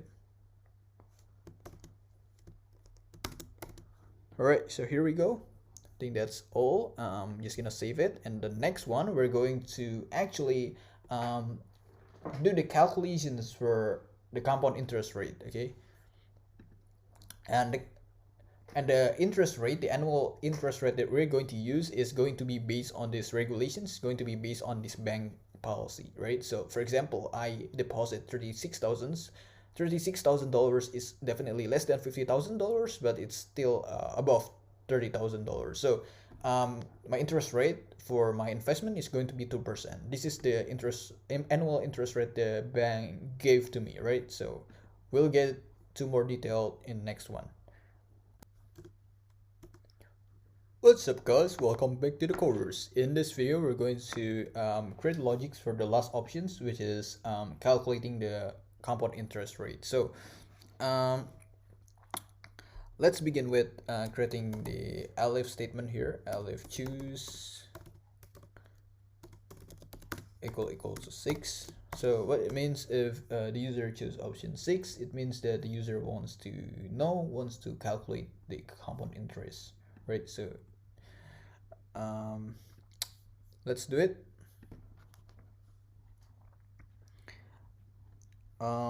So the first thing that we actually need to do is to provide the user with options, right? The first thing we need to do is to provide them with options. So let's say list option. Again, I name this randomly. Just feel free to name whatever you want. As long as you're consistent with the naming, you should find no problem, right? First, we're going to give an option here. Option number 1, calculate your deposit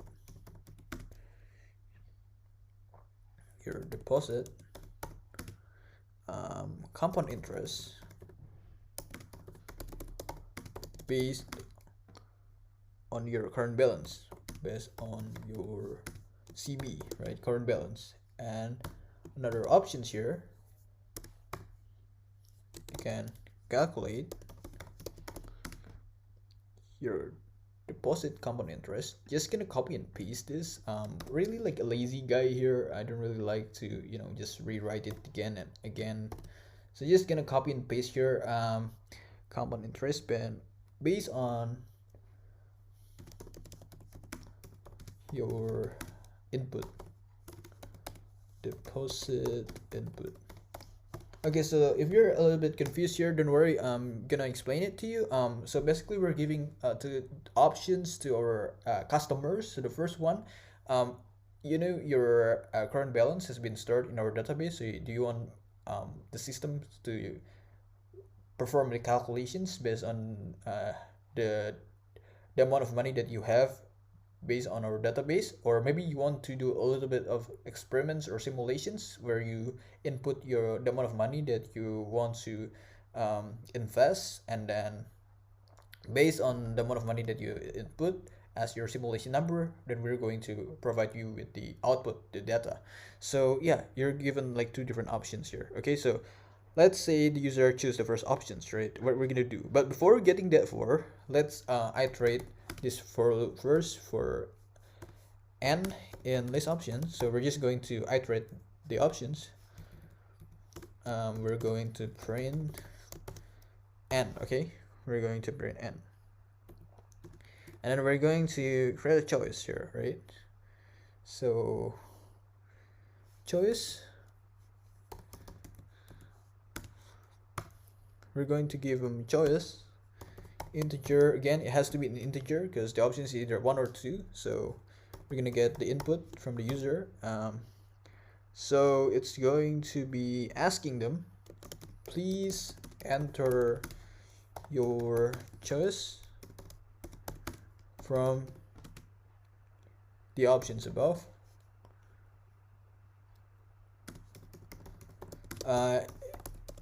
Honestly, I forgot to put the quotation mark here, so here we go. So now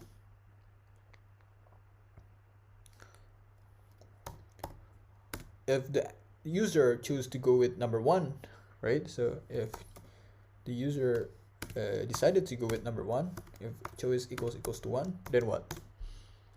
Then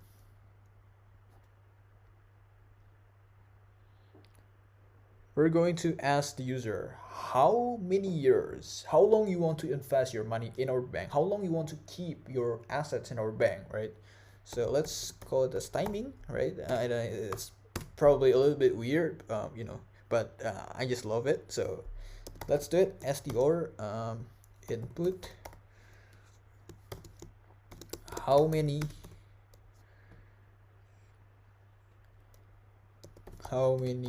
years you want to invest your money.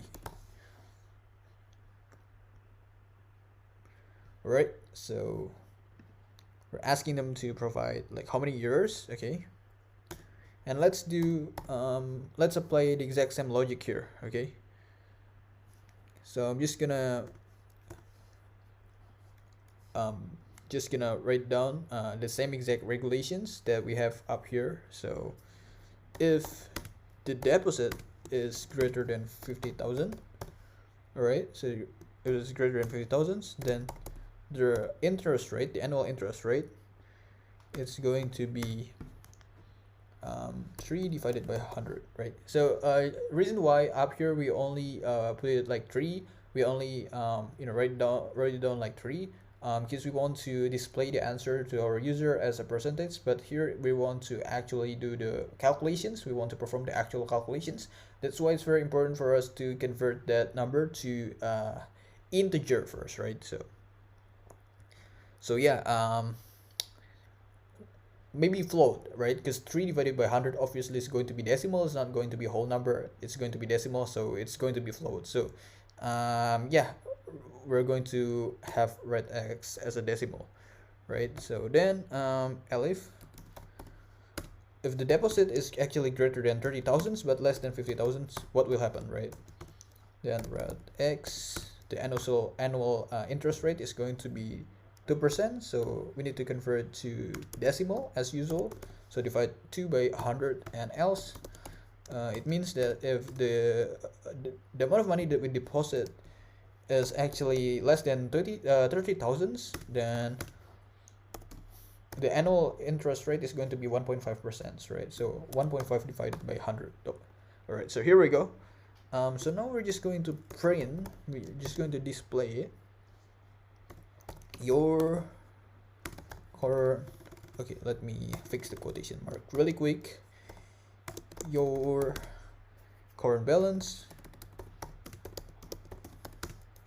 and just gonna give a space, timing, this is like how many years, let's say he wants to invest like 7 years, your current balance in 7 years, just gonna give another space right here,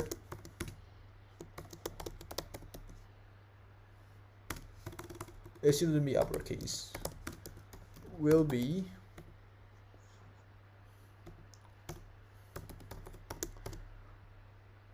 so now it's time for us to call in the functions that we created up here, these functions, deposit interest functions, and it has like three different parameters, right? So make sure that we input like these three parameters: deposit interest. So what is going to be the P, right? The P is going to be the current balance, which is deposit, right? And what is going to be the interest rate, or R? It's going to be rate x. So rate x is going to be used in this function up here to calculate the annual interest rate, which is R. And T is going to be the timing, right? That's how long you want to keep your money there. So yeah, it's going to be timing. Here we go. That's it. Let's move on if the user actually chose to go with option 2, right? So elif, not here, supposed to be here.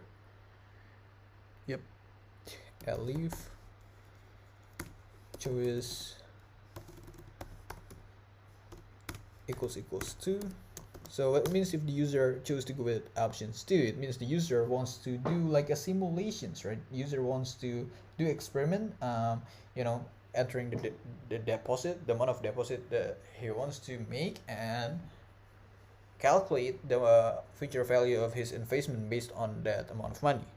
So again, we're going to ask first the timing. We're gonna ask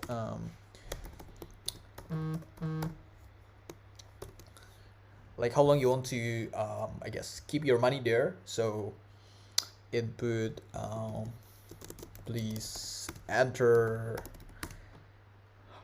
how many years you want to please enter like how many years you want to invest your money. So I'm just gonna like copy and paste exactly the same thing. Yeah, just gonna copy and paste exactly the same sentence up here. So again, kind of lazy, so all right, here we go.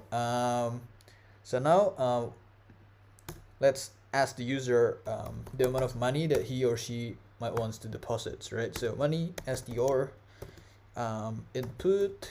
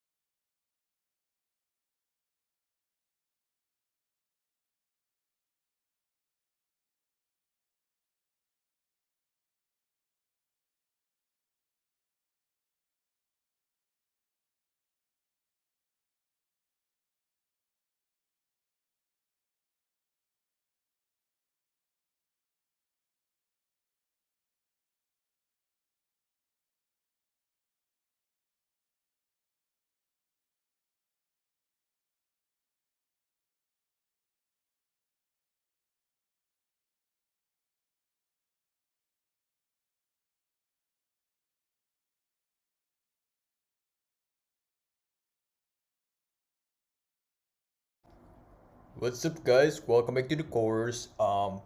Actually, there is one more thing that we need to do. Actually, two. There are two things that we need to do. We need to create main menu functions and also exit functions. Okay, so main menu function is going to be the one that organize like all other functions inside these applications. So it's kind of like the main one, the main functions. Um, where it will make the code to be more structured and more organized. And exit functions, it is definitely an option for user to exit the applications, right? So if we don't have exit functions, then the user will not be able to exit or quit, the application. So that's very important. um, all right, so before getting to that, let me scroll a little bit up here, and then remember that when we did create this forgot pin, we um we were planning to add login functions down here, but at that time we didn't add it because we were kind of afraid if Python is going to give an error. So because we at the time we had not created login function yet. So but now we already created login function, so I'm just gonna add login functions here. So what it simply does, so after the user has reset his password, then it's going to be sent directly to login session. So all right, so let's create our main menu functions. Main menu, there will be no parameter for these functions, and we're going to get an input from the user. So input, choose one to sign in, and choose two to login. Right, so that's the options. So the user is going to be given with two options here, and let's do the conditional statement check. So if option 1 is equals to 1, right, then what it means that the user, reason why the user chose 1, because the user want to sign in. It means that the user has not created the account yet, so we're just going to send the user to the sign in session, right? And I'll leave option 2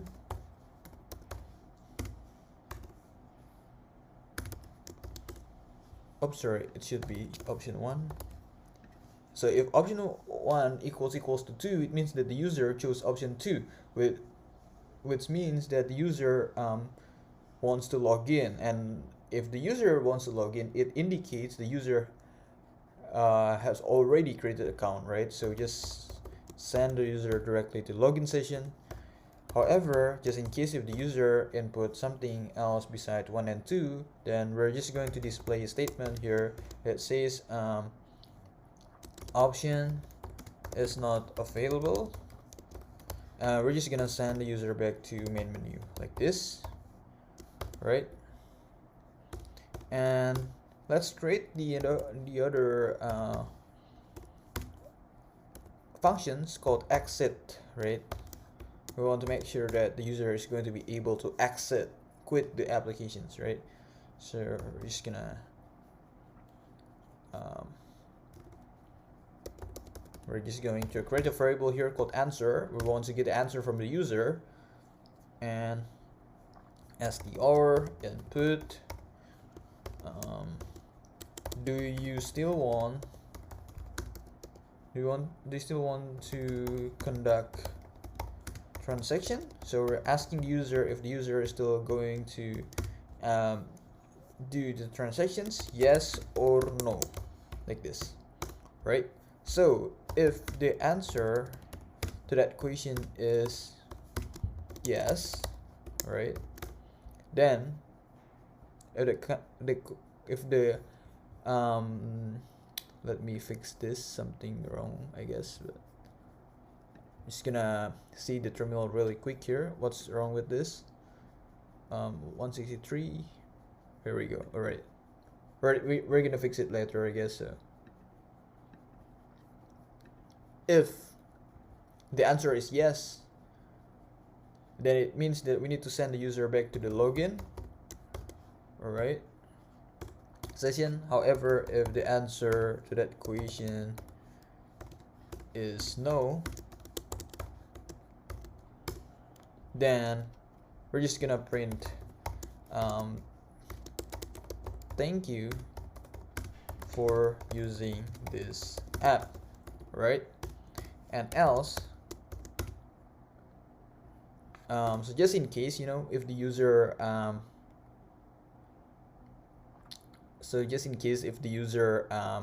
answer or input his answer with neither yes nor no, let's say the user add something else to it, so just display a message here, option is not available, and we're just gonna send user to, you know, main menu, because we don't know like where he or she actually wants to go, right? So again, let me repeat it again for the third one here, else, just in case if the user input besides yes or no, let's say the user input like random thing, and then we're just gonna send the user back to main menu, right? Right, so now since we already created our exit functions, don't forget to add the exit functions down here. Make sure we got the indent right. So here we go, exit like this, and save our code. Right, here we go. I think that's all.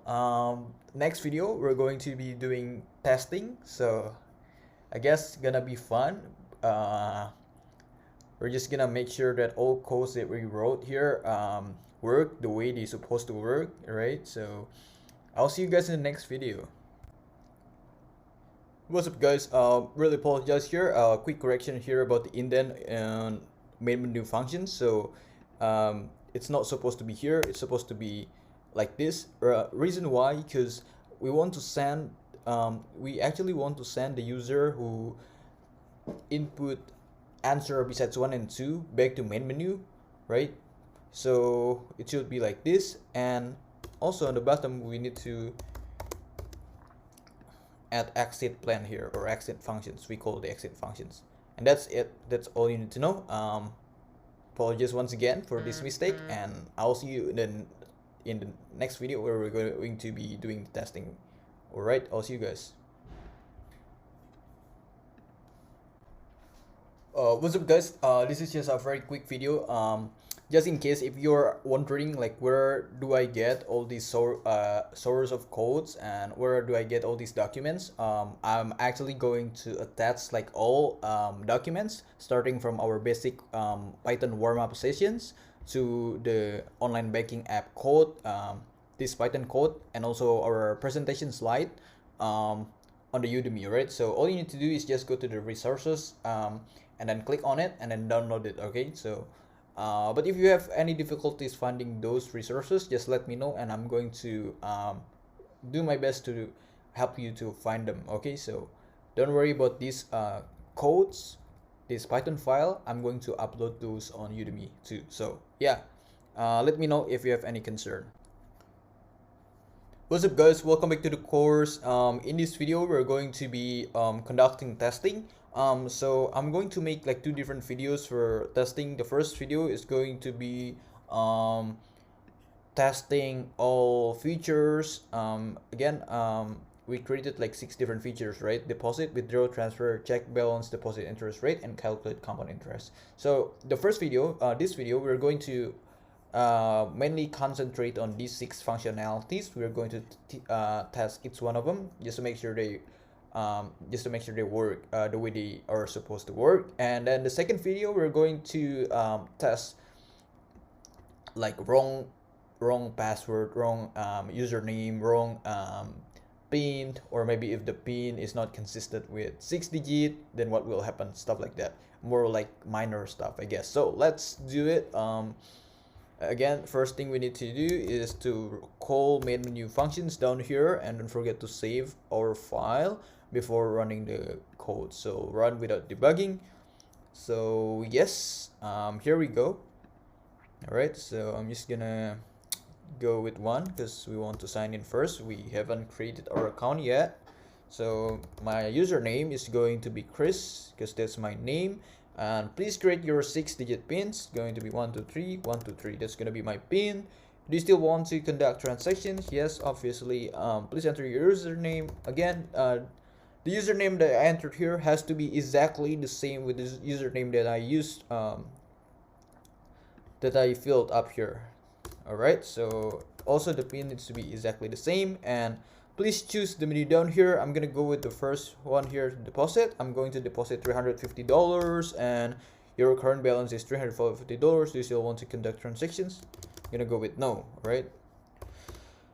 Right, so I'm just gonna clear the terminal and rerun it again. So here we go. We want to test the second functionality. I'm gonna go with one.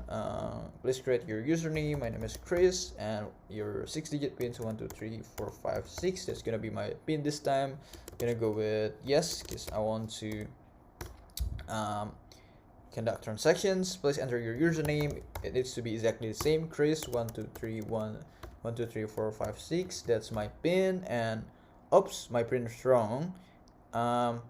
Well, either of you username or pin is wrong. Did you create your account? Yes, I did create my account. Enter your choice below. Do you want to attempt to log in again, or you forgot the pin? Yes, I want to log in again. Username Chris. The pin is going to be 1 2 3 4 5 6, right? Alright, so here we go. Now I want to test the second one, which is withdraw. Right, so please enter the amount of money that you want to withdraw. Let's say I want to withdraw $500, and your current balance is not sufficient for these transactions. And again, the reason why my current balance is not sufficient for these transactions because I haven't deposited money yet. Because if I haven't deposited money yet, it means that my current balance right now in this case is equivalent to 0. So when I want to withdraw $500, it means that there's no money left in my bank account. So obviously I will not be allowed to withdraw $500, right? So yeah, please enter your username Chris, my pin 456. I think it's kind of like too long here. I'm just gonna clear the terminal really quick and rerun it again here. Run without debugging. Now it's time for us to test number 3, right? So Chris 1 2 3 4 5 6. So now let's test number 3. Right, so transfer. Please enter the account number of your destination in 8 digits. Right, so 1 2 3 4 5 6 7 8. Here we go. Please enter the amount of money that you want to transfer, $670. Okay, so it's kind of the same thing, kind of like the same case with withdraw, like the previous one that we test. Because right now our current balance is equivalent to 0, so it means that you are not allowed to either withdraw your money or transfer to another account, right? So please enter your username Chris, my pin 1 2 3 4 5 6 here, and let's check my balance here. Okay, so my balance is 0. Makes sense because I haven't deposited money yet. And do you still want to continue the transaction? I think it's too long, so I'm just gonna close it first, and just gonna close it, and we're gonna test number 5 later. Alright, so choose 1 to sign in or choose 2 to log in. Alright, so I'm just gonna choose 1. Please create your username. My name is Chris. Alright, here we go. Create your 6-digit ones. 1 2 3 1 2 3. Yes. Do you still want to conduct transactions? Please enter your username. My username is Chris. The pin is 1 2 3 1 2 3. Here we go. And please choose the menu down here. I want to go with deposit. Alright, so your deposit your current deposit interest rate is 1.5%. Remember that the banking policies, if your deposit is less than $30,000, which in this case, like my current balance is still equivalent to zero, it means that the interest rate is equivalent to 1.5%, right? Yeah, so it makes sense. So just gonna clear this first. All right, so I'm just gonna clear. It's been too long, so let's do it again. Let's do it again for functionality number 6. Let's run without debugging, and yes, here we go. Oops, I made a mistake somewhere here. All right, so I'm just gonna save it. I mistyped it there, and let's do it again. So we run it, run without debugging. Yes, here we go. All right, so I'm gonna go with 1. Username Chris 121212. Here we go. And do you still want to conduct transactions? Yes. Please enter your username. My username is Chris. Please enter your PIN 121212. So I want to calculate my deposit interest rate because I'm curious like what's gonna be my investment worth in next couple of years. So please enter your choice from the options above. Calculate your deposit amount interest based on your CB. So I guess I'm gonna go with 1 for this time. For how many years you want to invest your money? So I want to invest my money for 30 years, and your current balance in timing years will be 0. And the reason why it's going to be 0, because remember that the formula A equals P multiplied by E raised to the power of R and T. So in this case, our initial deposit is 0. So no matter what, like you will multiply 0 with E with exponent 2.7 something, and it's going to be 0 anyway. So yeah, just gonna exit this and clear. Right, here we go. So yeah, I think we are done with testing all these 6 different functionalities. And next video we're going to test what if the PIN that you entered is not consisted of 6 digits, or what if you entered the wrong username or wrong PIN. So we'll see how it goes, and I'll see you in the next video, guys. What's up, guys? Welcome back to the course. In this video we're going to be conducting testing for like more minor stuff. So we're just going to make sure that what will happen if we enter PIN that is not consisted of 6 digits, and also what if we enter like the wrong username or wrong PIN. So let's try it out. Let's run it. Run without debugging, and yes, here we go.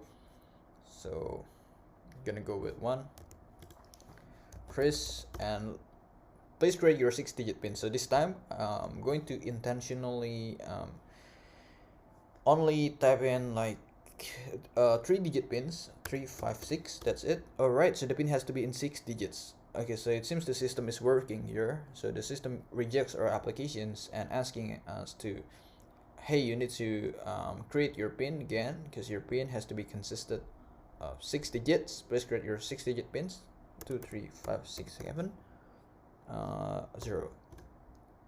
Thanks for creating your bank account. Okay, so now it's been successful because our new PIN now is consisted of 6 digits. Alright, so right, cool. Let's log in. Please enter your PIN. 2, 3, 5, 6, 7, 0. Here we go. Alright, awesome. Okay, so it means that if you enter a PIN and your PIN is not consisted of 6 digits, then the system is going to reject your applications, and it's going to ask you to re-enter your new PIN, and it has to be within consisted of 6 digits, right? Okay, cool. So now let's rerun it again here. Run without debugging, and alright, so here we go. And now we're going to check and see if the PIN, either like the PIN or username, is incorrect. So let's type in the username here, Chris, and the digit PIN is gonna be 1, 2, 3, 5, 6, 7. All right. They still want to conduct transactions. Yes. Username gonna intentionally enter incorrect pin. So 1235669. Right. So either of your username or pin is wrong. Did you create your account? Yeah, I did. So I'm gonna go with 1. Do you want to attempt to log in again, or you want to forget pin? Okay, so the reason why I'm doing this, I'm going to make sure if the forget pin function works well, works the way it's supposed to be, right? So um, let's enter 2. Please create your new 6-digit pins. It's now 123 321. All right, so the new pin has been stored. Please log in. All right, so that's cool. It means that this function, the forget pin banks function, works the way it's supposed to be. All right, guys. I'll see you in the next one. Next one, we're going to talk about the summary and conclusions, sum up all things that we have learned in this course, and um, what you should be doing next as your um, continuations of your learning phase. So I'll see you there. What's up, guys? So this is a very quick video about GitHub tutorial. So just in case if you haven't created your GitHub account yet, so this is the tutorial for you. But if you already have your GitHub account, please skip this video, or do not need to watch this video. So first of all you need to do is just click on sign up. So if you haven't created your account yet, if you don't have account yet, and here we go. Sorry, my internet connection doesn't seem to be very stable here. That's why it took a while. So just enter your email, right? For example, like this, enter your email and then continue, create your password, stuff like that. Again, I'm not going to create one because I already have one. So just gonna, show you an example how to do it, and then continue. And obviously GitHub is going to send you a confirmation email to the email that you use for this registration process, and then all you need to do is just to verify your email, and then that's it, right? Just log in using your new account here. All right, so that's what you need to do. But me personally, I already have it here, so I'm just gonna sign in. Right, so here is the dashboard of GitHub. Okay, guys, if you want to see like your code collections, so just go to profile like this. Me personally, I have like 5 different repositories. The first one here is Java, second one here is Python, third one is OR. So just in case you're not familiar with OR is a programming language for statistics and data analysis. In Jupyter Notebook, it's basically Python, right? But I wrote this in Colab, which was a browser-based IDE, and JavaScript right here. So if you're asking me how to add repositories, right? So all you need to do is just go here, click on repositories, and then add new. All right, so add new like this.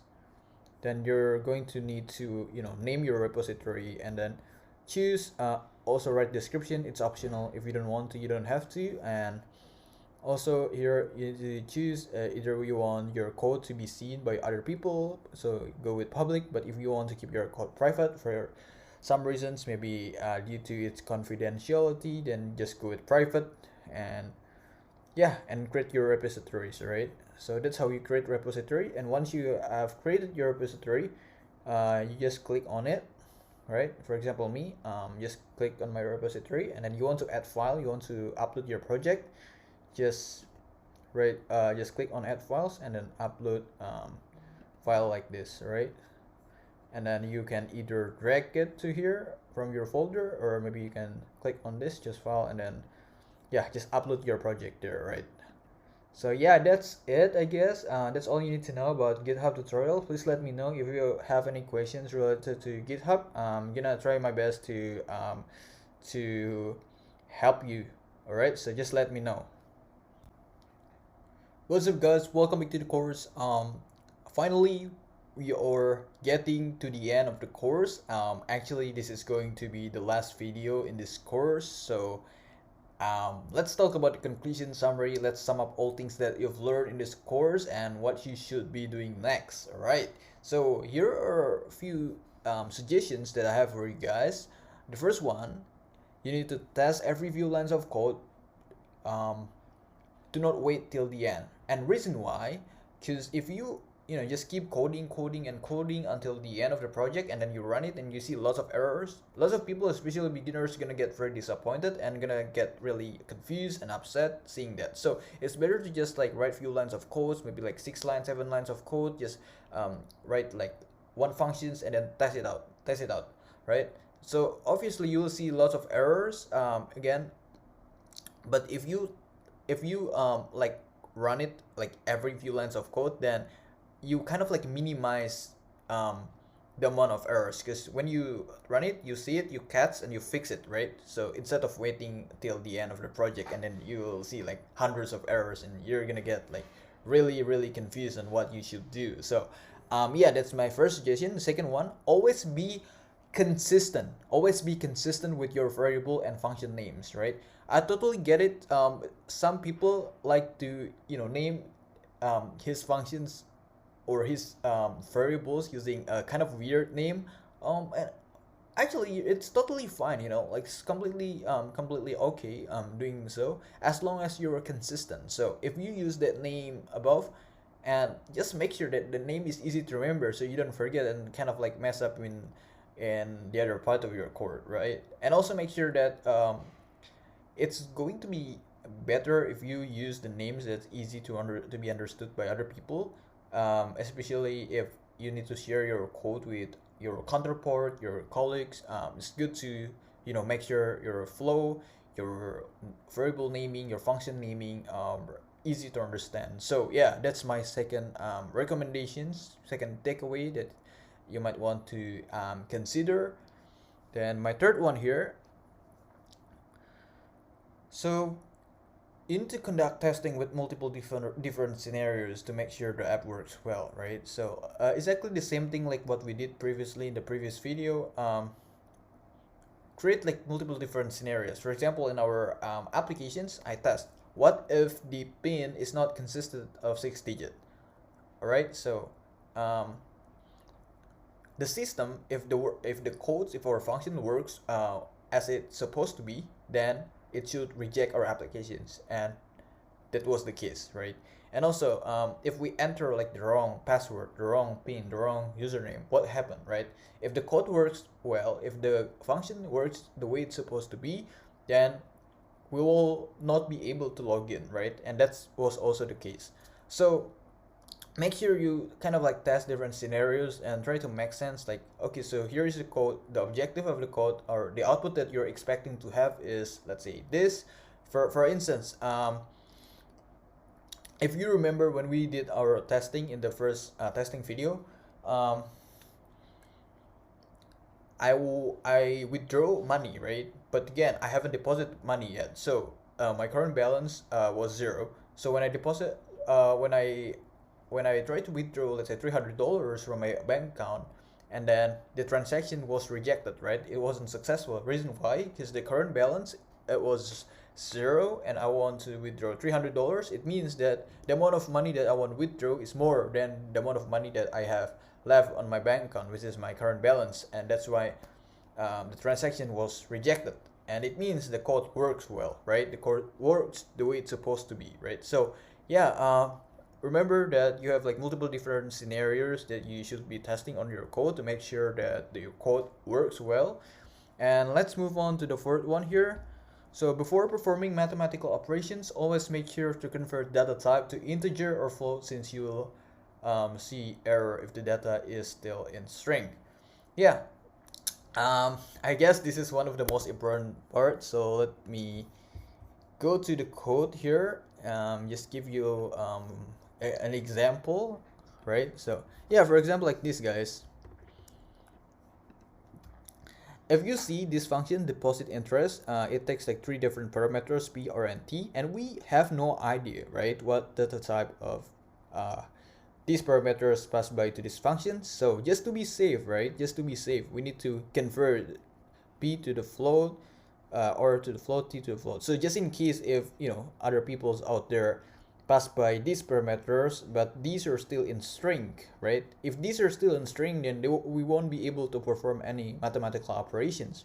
So it's very important to make sure that in order to avoid errors, you need to make sure that you convert these to float, either float or integer, right? But again, since this calculation is pretty complex, where you will involve exponents, and exponent itself is like 2.71, and obviously you're going to be dealing with decimals, right? You're going to be dealing with float data type. So yeah, convert this to float first before conducting the mathematical operations here, just to make sure that everything goes well. So let's go back to the slide and talk the other point here. And the last one here, make sure your project looks good before uploading it to GitHub, alright? So don't worry, I'll guide you step by step on how to upload your project on GitHub. So here's the thing, guys. When you upload your project to GitHub, right? It's going to be very important because not only that it will add like more positive contributions to your future job applications, but it will also it's also going to be the product that will be seen by your future employers or your future clients if you're a freelancer, to kind of like measure your quality, to measure kind of like types of work or quality of work that they can be expecting from you. So you need to make sure your code, your project should be in the best shape possible before uploading it on GitHub, right? You don't want upload a, let's say, a messy project with unstructured, unorganized codes on GitHub. It will be, it will not look good in front of your employees. So make sure that these are projects that you're sure going to add valuable contributions to your job applications before uploading it to GitHub. All right, don't worry, I'm gonna add one more video about how to sign up on GitHub and create your account on GitHub for free, and also add repository and upload your project there. So yep, let's move on here. And finally, this is the last slide, guys. Thank you so much for taking the course. Wish you all the best in whatever you do, folks. I'm really glad finally you're here. Massive congratulations for you for completing this course. Massive congratulations for you for getting this far. I'm so proud of you, and you should be proud of yourself too. And again, building this basic simple online banking application is just the beginning, right? Just like the very beginning of your journey. You still have lots of things and lots of challenge to be conquered in the future, right? So use these fundamentals, use these skills and knowledge, and take them to another level, right? There are limitless opportunities you can do by having this expertise. Python is one of the most used programming languages in the world, besides JavaScript, I guess. So yeah, you can do lots of things. Data science, web development. I guess you need to spend some time to learn Django. That's the library for web development. You can also do selling API, right? API, web testing. There are lots of things you can do with Python. So make sure that whichever path that you're choosing, whichever job that you're interested in, maybe you're interested in data analytics related job or software engineering job, stuff like that, make sure you have solid basics and solid fundamentals, and always remember that learning by doing is the most effective strategy to learn. So lots of people unfortunately don't realize that. Lots of people keep opening up your textbook, learning syntax and logics, but again, there's nothing wrong with that, honestly. I mean, especially if you're still beginners, there's nothing wrong with opening up your textbook and stuff. But again, you'll not get that far if that's the only thing that you're doing, right? So make sure that you get your hands dirty, and also build projects. It doesn't need to be perfect, guys. It doesn't need to be like a very big and complex project. No, just a simple project like this definitely going to improve your skills. right? You learn by doing. Lots of mistakes that you made along the way, you learn from those mistakes, right? So yeah, make sure that you always try to build project at very least maybe like twice a month, 3 times a month, depending on your timeline. Again, um, make sure you understand the logics behind the code. That's the most important thing, right? um, in order to code well, you need to understand like what's the reasoning behind writing this line of code, right? What's the output that you're expecting to get if you write this line of code, right? So this is very important, right? So that's the strategy that I used to learn how to code first time a couple of years ago. When I write a line of code, I imagine like what's going to be the output of this line of code. So that's what I'm trying to that's what I've always been trying to do, right? Kind of like imagining the output of the code that I wrote, stuff like that. So yeah, guys, thank you so much once again for taking this course. I'm really grateful, and if you don't mind, please rating and review, so I can grow as a Udemy instructor, and your review is going to be greatly appreciated. And also, I'm eager to be better every day, so I'm trying to increase the quality of my course. And I really apologize once again if I made any mistake along the way, and I hope I'm going to see you in the next course. Bye.